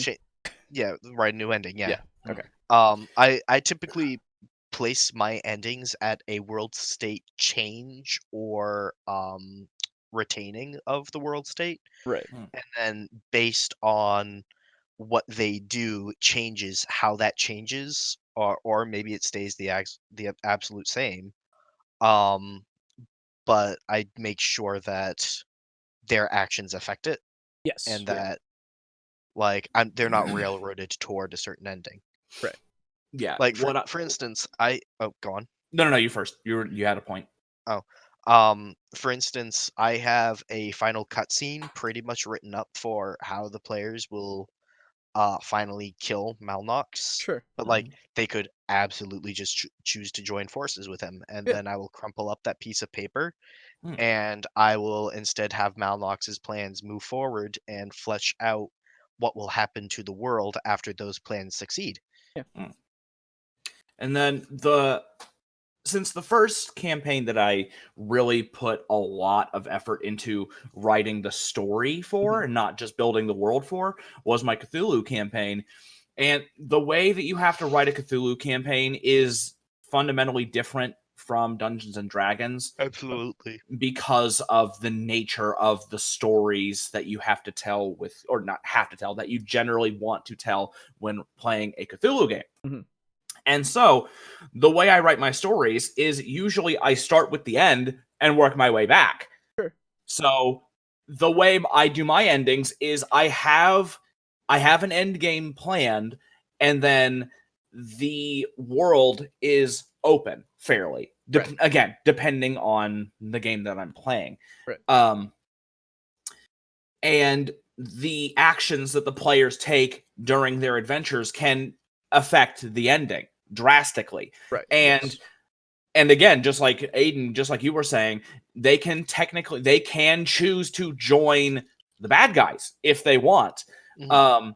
If they do that, though, I will definitely, this is just me, I will definitely make it known that they have made the bad choice, they have made the evil choice. Again, it's not saying you have made the wrong choice. Right. It's just like getting the bad ending in a video game. Yeah, you know can what I aim mean? for that. Exactly. Okay, how about this? Have either of you ever played Infamous or seen it? Yes. Okay, it's like that, where you can play as a good guy or you can play as a bad guy, and you can get the good and the bad ending. Sure. Both of them are very valid endings, but one of them is the morally quote unquote good ending, and one is the morally bad ending. Oh yeah, get absolutely. one or the other. Yeah. So I have my ending planned because that's just how I write. I have to work backwards. Yeah, that's just the way I. This is the way I write, and so the players have the ability to affect that. They can make it easier. They can make it harder. They can talk the villain down. They can join the villain. They can do all sorts of things. So, it depends. A lot of these golden rules are, it depends. Yeah. For instance, the most recent arc that my players were involved in, I planned it around them like finding the party of cannibals and killing the cannibals, and that would have resulted in a world state change. But because I apparently did a really good job defending the concept of cannibalism to my players, one of whom was like in depth enough, like in feeling like what his character was feeling enough to the point where he was like, I don't know why, but I like got like actually like angry at you. And I'm like, what? And he's like, I don't know, dude. I was really feeling it, and I like realized about 3/4 of the way through the session that my mean mugging you wasn't entirely in character. And I was like, oh. And he's like, but you did like a really good job defending cannibalism. And then I was like, well, fuck. And then because of that, they've now decided to let the cannibals keep doing their thing, which was not what I was planning, but like that's a totally open-ended ending that they can choose to pursue. And now the rich people that they let live owe them a favor. And exactly. Like the last session that they had, they tied up like 3 different storylines in such a way that the party wound up making, I think, among the 5 of them, a net total of about 10,000 gold. What the fuck? It was like Jesus! it was like 10,400. Nice. They could have made 16,000 had they rolled better on some things. Right, of course. But they ended up like that arc in such a way that they got paid like 3 times by different people. Nice. Because they were sort of like playing multiple ends, which I'm like, yeah, dude, you can totally do that. Oh yeah. Yeah. And now they're just fucking rolling in gold. Gotta steal that shit. Nah, dude. No. That's how you start up the next thing. It's like, oh, well, you wake up and all your shit's gone. The fuck? I've considered it, but unfortunately, I've used some tools like that similarly for some things before, and it's not something I want to use all the time. Fair enough. So they've earned that gold; they can have it. Yeah, true. So I considering most of my campaigns don't end, I usually don't have an ending planned right away. In the sense of it depends. Like I like to see where the players are going first, because as I've said, as you know, open world is my primary kind of goal. Because I firmly kind of believe that the story is just what they make it, and what they do is really what is interesting.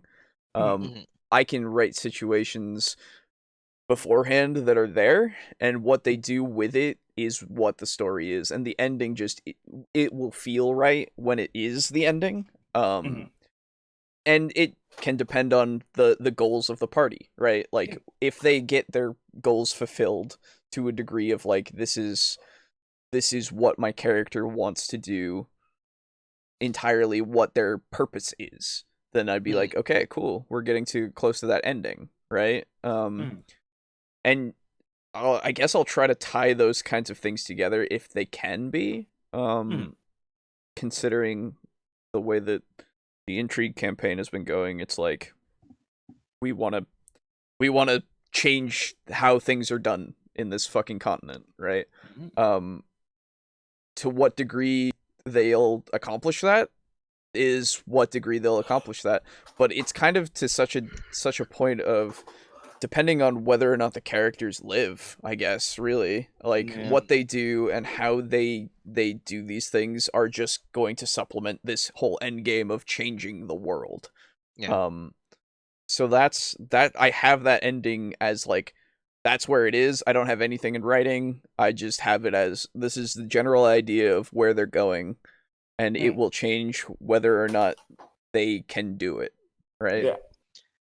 And to that, the only thing that I would say is just don't write yourself into a hole because you're like counting on one player to want to do something. Yeah. And then that player dies super late into the game and really close to the end, For- and then you're like, fuck.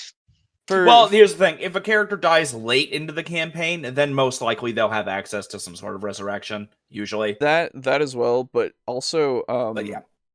I think honestly, if a character dies in that campaign because they're so heavily tied together, I feel like the campaign will just be over because they can't do what they did because they're all kind of integral, right? Which, because like, I mean, they very well could, they build it back up again, because they have some experience now and they can kind of figure out how things are, and they have multiple options of like joining different things in order to like still maintain their goals. But I don't know. It's one of those things of, this is where those characters want to be, and if they can't get to that, then what else is there for them? So why would they continue to exist? Right? Like they would just do what they want to do after that, or they just retire. I think. True. You can also run into the issue too of like if you're super late into the game, and everyone's super high level to the point where they notably are standing out from the people that they're around, it can be difficult to naturally incorporate another character that's like, oh hey, I'm Jimmy Dipshit just rolling into town. I'm an 18th level paladin. Yeah, I don't think I'm gonna get to that point though, because as again people know now at this point, I would assume, I'm not particularly a fan of higher level stuff. Oh yeah. So it depends. Hey. Yep, that's so many. That's the name of this episode. It really depends. Yeah, this whole section is the it depends section. Maybe not. Yeah. Story, not you. The king can give them gold in a house or something, and the necromancers can offer a series of magic items.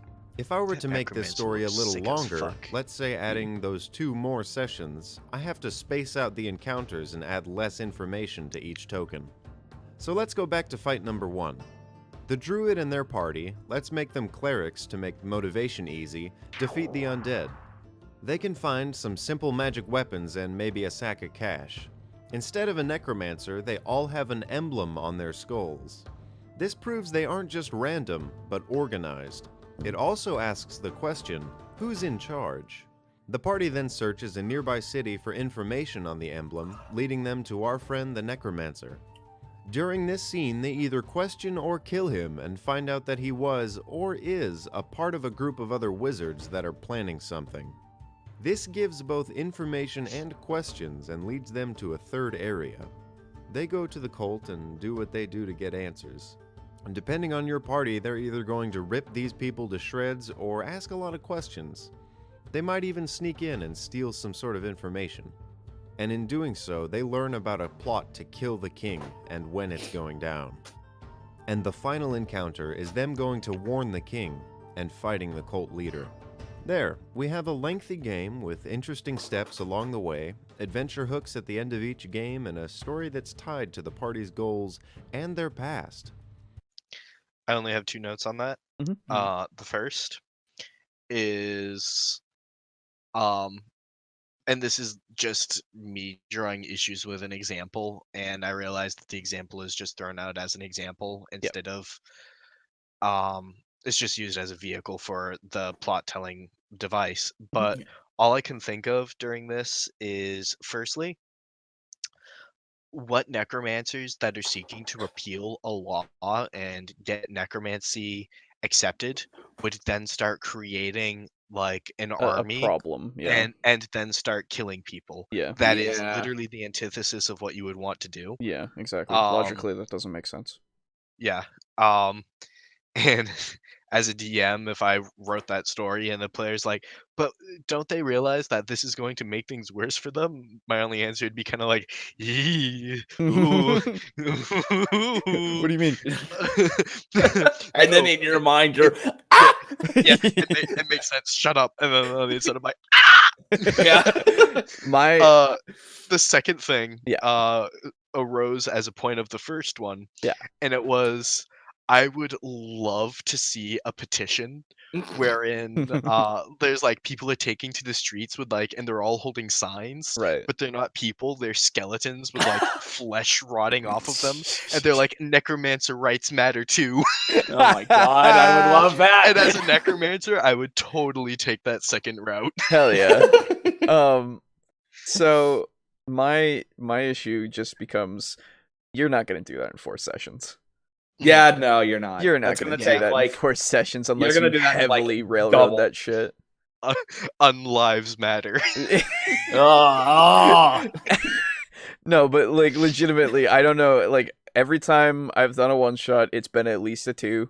Yeah. Yep. Every time I think something's going to happen in a session, it doesn't until another Doesn't. 2 happen. Every time you put a door in there, it takes 45 minutes for us to walk every through time it. somebody puts a stuck door, if I put a stuck door in a thing, people will just go, burn the door down. I'll burn the door down, I suppose. So good. I've run a total of one shot, and it did manage to get finished up in one session. I have done it before once. It nearly became 2 sessions though. Mhm. Yeah.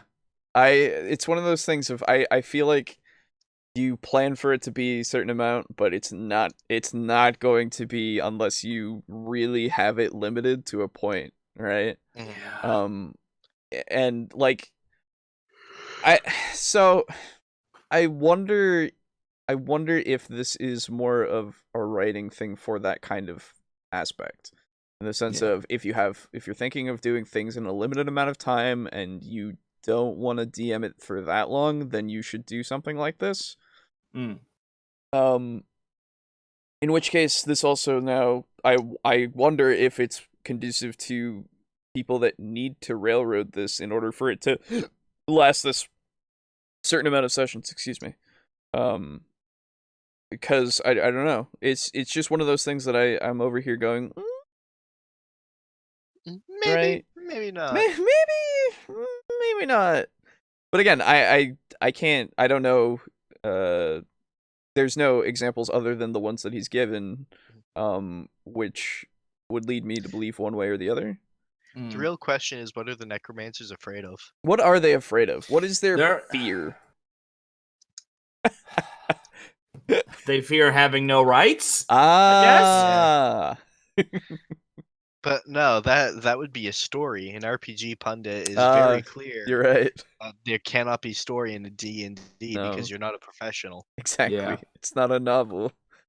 It's He was consulted, you know. I would fucking love to see what he says about the fact that storytelling is literally one of mankind's oldest traditions. Right. And the fact that they weren't professional storytellers back then when they're grouped around a fire going ooga booga. Yeah. It's literally oral storytelling until they had the invention of paper and pens. Yeah. Well, no, there were picture stories when they wrote You're right. shit on their cave walls. I apologize. You're right. There was also that, but before there was actual ways to record it in the sense of like actually writing them down in a way that other people could distribute it.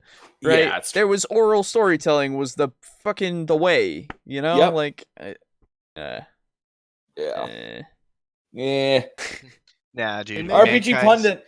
Mankind's oldest tradition? Nah, dude. It wasn't until I showed up on the scene and started telling stories. Yeah, exactly.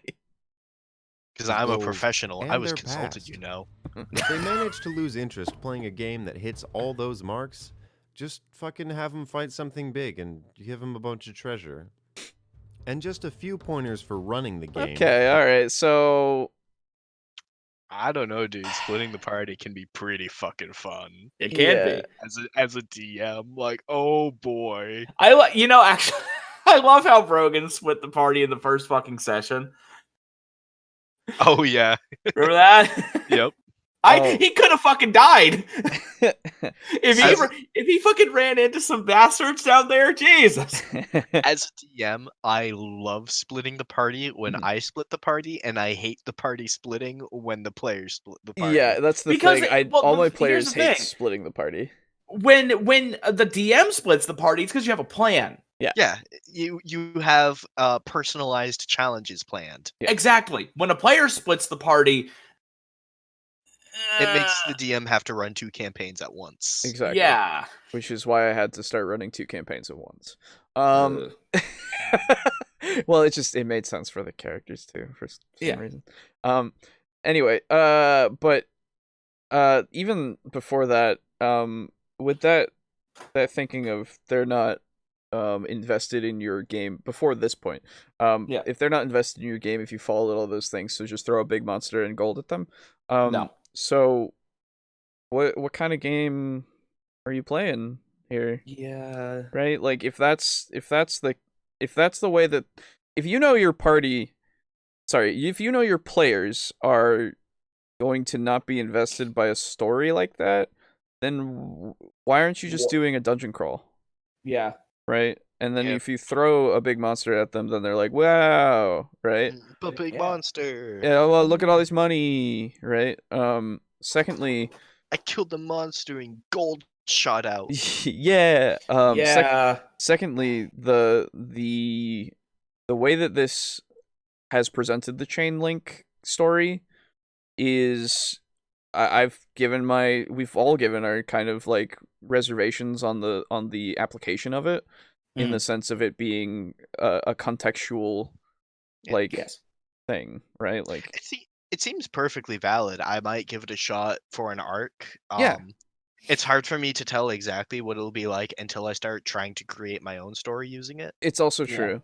But I think the fundamental flaw with the chain is that it assumes that they will do what is required for that chain to advance. That's Yes. the problem. Yeah, I would also agree in that. And you can never, ever trust your players to do what you want them to do. Yeah. Here's the thing. The only thing that you can trust a player to do is if you put a monster in front of it, they'll kill it, hopefully. Maybe. Probably. No. Again, right? No. You can't Exactly, even. right? You can't even expect that. What if I So, want like- to befriend a monster? Yeah, exactly. Honestly, I wanted to The- play like a the druid will Beastmaster. scream, "That is Yeah. my pet." Yeah, I exactly. wanted to fucking play a Beastmaster Ranger that didn't use animals. It used monsters instead. Oh, that'd be cool. I know. Get him an owl bear. Yeah. No, geez. that's too animal-y. I wanted to use like a roper or something. Oh, all right. That'd be fucking sweet. That'd be A cool. roper or a rust monster. Oh my god. This Be pretty cool. is my cave fisher Bubbles. Say hi to Bubbles. Exactly. But yeah, it's not a bad structure.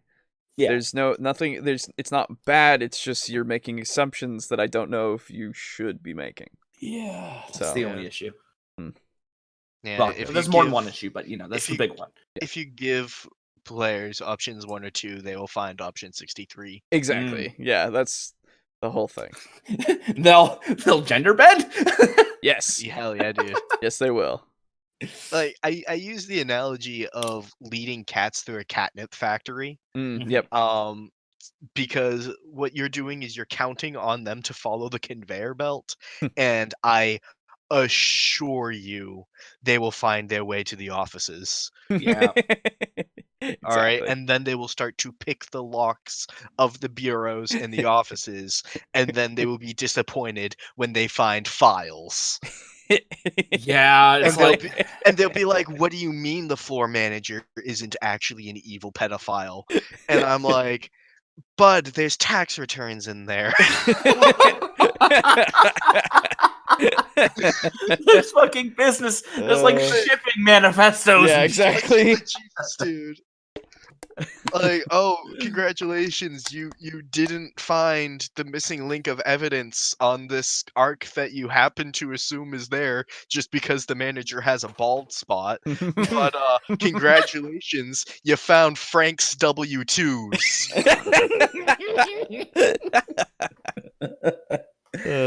Oh my god. I if you have take more the than 10 W2. Yeah, sure you do. Yeah. Of course you Well, do. now you have the W2. Yeah, right? Yeah. They always do that to spite Add you. one, yeah, add one W. Yeah, what I've done recently is I just start looking at them with disdain, and I'm like, add one W2 to your character list. Yeah, it's like they And always they're like, do that. yeah, and they write it Yeah, down, right. and I'm like, oh, you motherfuckers. They always got to do something. It's like, oh, I bust down the door. There was nobody in there. Fuck. Well, I take the I doorknob. take the door handle. Yeah, Yeah, exactly. yeah, Yeah. yeah. It's like, why? I just want it. Okay, fine. You have it. Yeah, I'll sell it later for a copper. Yeah. This isn't Fallout. Uh, It's random garbage. Yeah. And then, of course, they fucking inscribe a glyph of warding on it. Oh, yeah, Into the enemy base, and then bam, it's like fuck. That's great. Such bullshit. minutes where they aren't able to interact with you or the other players, they're not really playing the game. So wait, sorry. Don't make people sit and wait to play the game. So I think what he's saying is try to avoid situations where other players are uninvolved. And a situation like that would have been when Brogan split the party to go do his drug deal, and you guys were doing when you guys couldn't affect that. But Well, I mean, that's going to happen depending on your characters. I was gonna say, like, even if you do a split the party kind of thing, you go back and forth. Yeah, exactly. Right? That's just how you run that. I don't see why you can't have them have their own side stories that are personalized. That other players could come into, absolutely. If they find out about it, or, you know, they just stumble upon it. But they can have their own story, right? Exactly. I will say one of the most stressful sessions as a DM for me was when everyone in the party split to do shopping. Okay. And I had to then follow like 5 things at once. Yeah. And it did on occasion get interesting when a player's like, all right, I'm gonna go from this shop to this shop, and it was where another player happened to be, and they're like, oh hey. And I'm like, oh, thank God, I can now handle 2 people at once, and I'll push that one forward a bit. Exactly. Yeah. Yeah, because Game, and they're going to pull out their phones. A common issue that's tough to get past, especially with newer DMs, is confidence. I can't just tell you to be more confident with your game, but one trick to make the game better is committing to ideas. When you narrate combat and describe runes, stay away from the words maybe and a few. Give numbers, take your time to describe things, and don't try to remember everything. You should never be the one responsible for undoing actions or scenes. Focus more on improv than consistency, and your game will feel a bit more prepared. Railroading is a big issue, and I might make a video sort of trying to solve that issue later. But know that when you have scenes planned, the players want to be a part of it, and they want to affect the outcome. Yeah. If the outcome is predetermined, the players won't feel like they're playing. They're playing a game, not watching a movie. Oh geez, hi. You made it to the end of the video. Okay. So yeah, I would say that perhaps describing the world building style that you do as a chain may not be the best analogy, because it does make it seem rather linear and railroady, despite the fact that like you describe the campaign ending in multiple ways and having multiple resolutions and characters interpreting incoming information differently. Right. Exactly. I would describe that more as a tree. With various nodes and branches. That's just me. However, avoid railroading. Yeah. Oh yeah, that's just doesn't even it usually doesn't need to be said. So I don't know, man. A few crit crab videos I've. Yeah, I can imagine. I can imagine. I can imagine. But overall, I mean, solid video. Yeah, good. It's good for what it is. I mean, again, it's a it depends. This is a big it depends video, in a lot of cases. But if it inspires you and it helps you with your writing, hey, fucking Yeah, go for it. Great. That's good. Absolutely. Yeah. I fucking hope so. I hope it's helped. I'm sure it has helped a few people.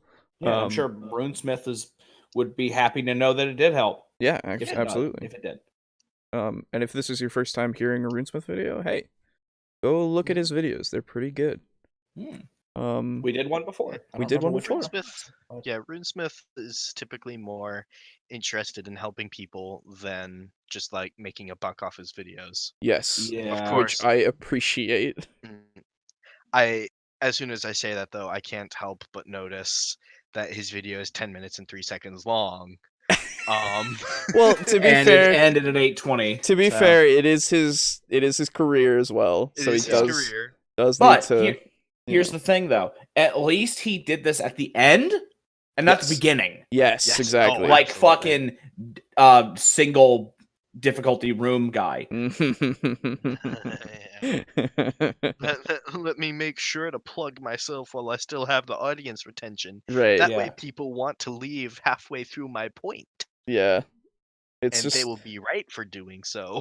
Yeah. I mean, again, it's one of those things. It's a weird balance you have to do because, like, with our thing, I like to at least say that when we do the things, right, and when we have the new things, because that's important, so the people are aware. But also, yeah, I mean that's different from shilling, though. Yes, exactly. Well, that's different because I mean, here's the thing: the difference is that you're informing them of when and where the podcast is available to watch, as opposed to saying subscribe to us on Patreon. Yeah, without having produced any content, right? Like yet, and then saying please subscribe, right? And then going like the video or whatever. That's always annoying because it's like I haven't even watched the thing. How do I know if I like it? Why should I like it if I haven't seen it? How do I know if I want to find more content? Right, exactly. But then again, it's one of those things of like. We have, for the podcast itself, even for this, I'm like, we're going to go meta here a little bit and behind the scenes a bit, but like, to think about it, like, the retention is fucking garbage because of it being so long. Yeah, it's a 4-hour podcast. It's a 3 to 6 hour podcast. And if we could get through both points in an hour, retention would probably be far greater. Oh, absolutely. But that's not what I want to do, right? Like, I want to be able to talk about a point. Men. We are long men. It's true. Yeah. Ladies. But yes. Or gentlemen. I'm pretty sure ladies is relevant to all of us. I was gonna say, no, you're not. But anyway, yes. So, good job, RuneSmith. Do we want to do a third? I don't know if I have enough in me for a third. Okay. All right, that's fine. Well, it might be a little shorter today. It might actually be no, we've had one that's been a little under. No, we've had two that've been a little under 3 hours. So we're longer than average men. Again. Yay! Yeah. But yes. About time. I didn't know what it felt like until right now. But yes, thank you all for listening, if indeed you did. And what about our final thoughts? What are we thinking here? Write in a way that feels comfortable and fluid to you. You don't need to adhere to any one particular rule, although it's best to let your players at least influence outcomes and the future. Otherwise, write a book. Yes. Yeah, exactly. I would say, in general, regarding the first video, any new any new DMs, or new players, sit down with your table, talk things out, Yeah. It's one of the things why having a session 0 is so important, because you will avoid issues like what DM's lair or whatever had. Yeah. That literally could all be avoided with a session 0, wherein you do character creation, Yeah. much like we did with Devils and Dice. Hey, plug. Which you can find. Hey. But like, yeah, you can absolutely solve so many of these issues by just taking the time to sit down and talk to your players. And if you say, "Oh well, I don't have the time for that. My schedule is too strict," my two answers for that would be either A, make time, or Mhm. B, if making time is not possible, you can delay the start of the campaign. Yes. Like, things can be made to take the necessary time. Yeah.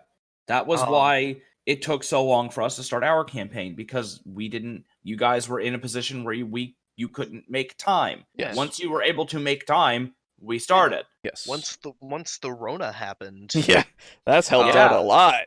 Yeah, well, it's helped you guys. It hasn't helped me. No, it hasn't. No, I know. But yeah, like, take time, sit down with your players, write yourself a session that is hopefully internally consistent.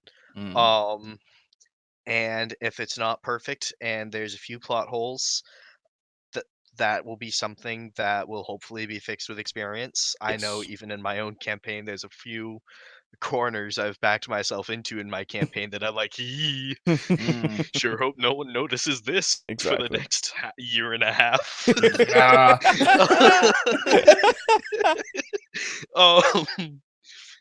But yeah, dude, just sit down with your players, find a balance that works for you, take the time necessary to make that happen, and good things will happen. Read your player's handbook. Yes, I was gonna say. Yes, don't leave your Please. player's handbook at home. Jesus Fuck's Christ, sake. the first, that is the one thing you absolutely need. Please, Yeah. You can do without a DMG. I usually do. Yeah, same. Because once you've pretty much read the DMG once, you'll realize that it doesn't really tell you anything that you probably don't already know. Yeah. Given The that DM mostly the The DMG 's just like, DMG. Oh, sorry. No, you first. the DMG is literally like, don't let infighting with your players happen. Right, yeah. Here's how you create a city. You Mhm. probably Yeah. have a city of your own. Here's how to make an NPC. You probably have a few of those. Yeah, the DMG Don't is. kill your players. Oh, sorry. Well, And if your system is bad, it's bad. yeah, right, Yeah. The DMG is good for looking up specific rules for niche things. Like in 3.5, the rules for owning a business. Yeah, the DMG You know- 2. Yeah, exactly. So like I've run campaigns without, well, not, you know what I mean. I've run campaigns without ever looking at the DMG. Oh yeah. Ever. Yeah, I've not looked at my DMG in upwards of a few months now. The only time I look at it is to use the lingering injury table. Exactly. Every now and again. Niche rules. Very niche. Yeah, that's it. Truth be told, and this is going to seem really hypocritical, I've not read the DMG cover to cover.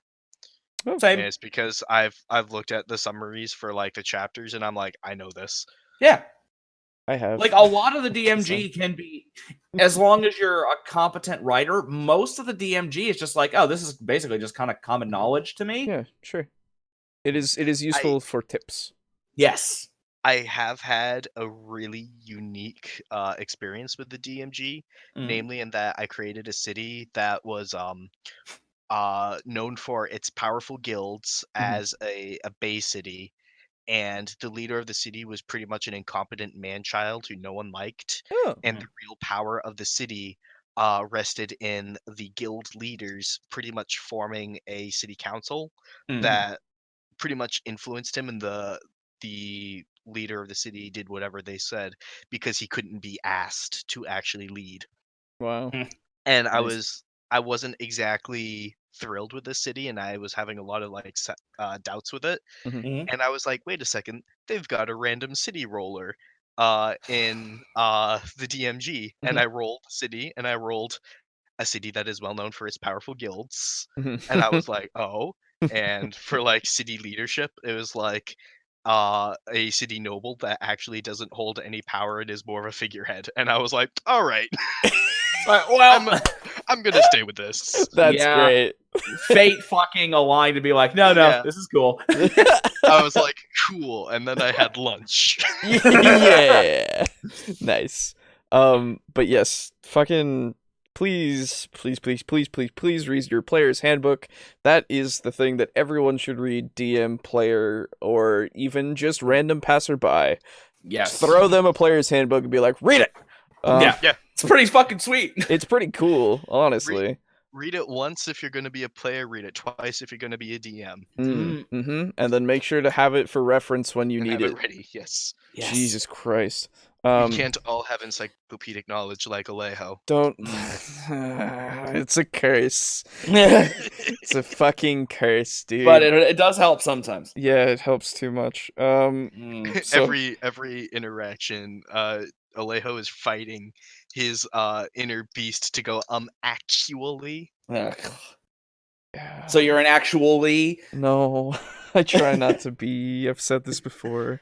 It's only when it's egregious or really needs to Yeah. be stated, or somebody looks at me and goes, "Hey, What's this? and I go, "Well," and then I'm like, and then immediately after I'm like, I think. Wait, let me check. Oh, I was Yeah. right. Fuck. Yeah, and that's me and Aiden whenever anything anime comes up, and then where it's always just after it's like fucking weeb. It's like, yeah. Yeah, exactly. But When you yes. see someone named Mo and you accidentally pronounce it Moe. When I saw that, I was just like, "Oh my god!" Yeah. How the I fuck? probably would have done that Oh shit no, too. I'm a degenerate. No, don't worry. You're not a degenerate. The degenerates are the ones who shop at my fucking store. yeah. So, yes. Let me at least plug this again. Remember, Yep. if you enjoyed this, please consider subscribing to the YouTube channel or following on whatever podcasting service you are using. And don't forget, you can also leave a nice little review, and then you can say, "Oh man, I fucking hate these guys," or "Oh man, these guys are pretty cool." And give or us the invariably rating. somewhere in the middle. Or I mean, probably you'll just be like, "Eh." And These guys make some good points. It sucks that I fucking hate them. Yeah. Pretentious assholes. right, exactly. But yes, there's also the ability to leave us a voice message if you really want to, in order for us to respond to that or have it featured in the future podcast. There is our Twitter that you can follow that I post on it that whenever I upload things, as well as a couple of times just in the middle of the week, because don't forget it's there. Haha. So it's at TableTalk D&D. Looks like Danded. Dandity. It'll be in the description, as everything is. Don't forget to check out Brogan's stuff as well if you're interested in his stuff. It'll be in the description. And other than that, don't forget as well that we are doing our D&D campaign in 3.5 edition of D&D. It's going to be posted on the YouTube channel on Wednesdays, 4 p.m. EST. Just like when our podcast is posted on, except Fridays for that, 4 p.m. PST. And did I already mention when it's posted on podcasting services? Because I don't think I did. Hey, 12 p.m. EST. Cool. One of the things that you Mondays. one thing real quick. Mhm. One of the things that you did not mention. Yeah. Our response for this week, caffeine.tv. No. you. Ah. Shut up. No, we're not sponsored. Hey, sponsors out there, if you're interested in it, though, Look we how can I talk. give away ad space. Right? Yeah, exactly. Come on. That could be you. Give us a potential reason. advertiser. Yes, you. But yes, if you out there enjoyed this as well, if you could let people know about the podcast, get more people involved, because I would like to see Start more a discussion and discourse. Exactly. I would like to see more, and if we get enough people, I'm thinking about making roles and stuff in our server so that you can have little discussions there, and also bring up points to us maybe as well, and we can say hello every now and again, potentially. But that's way down the line at this point. But yes, thank you so much for listening and watching and whatever you're doing with us. Bye now. Bye. Bye. Bye. Bye. Bye. Bye. Bye. Bye. I see you leaving. Bye now.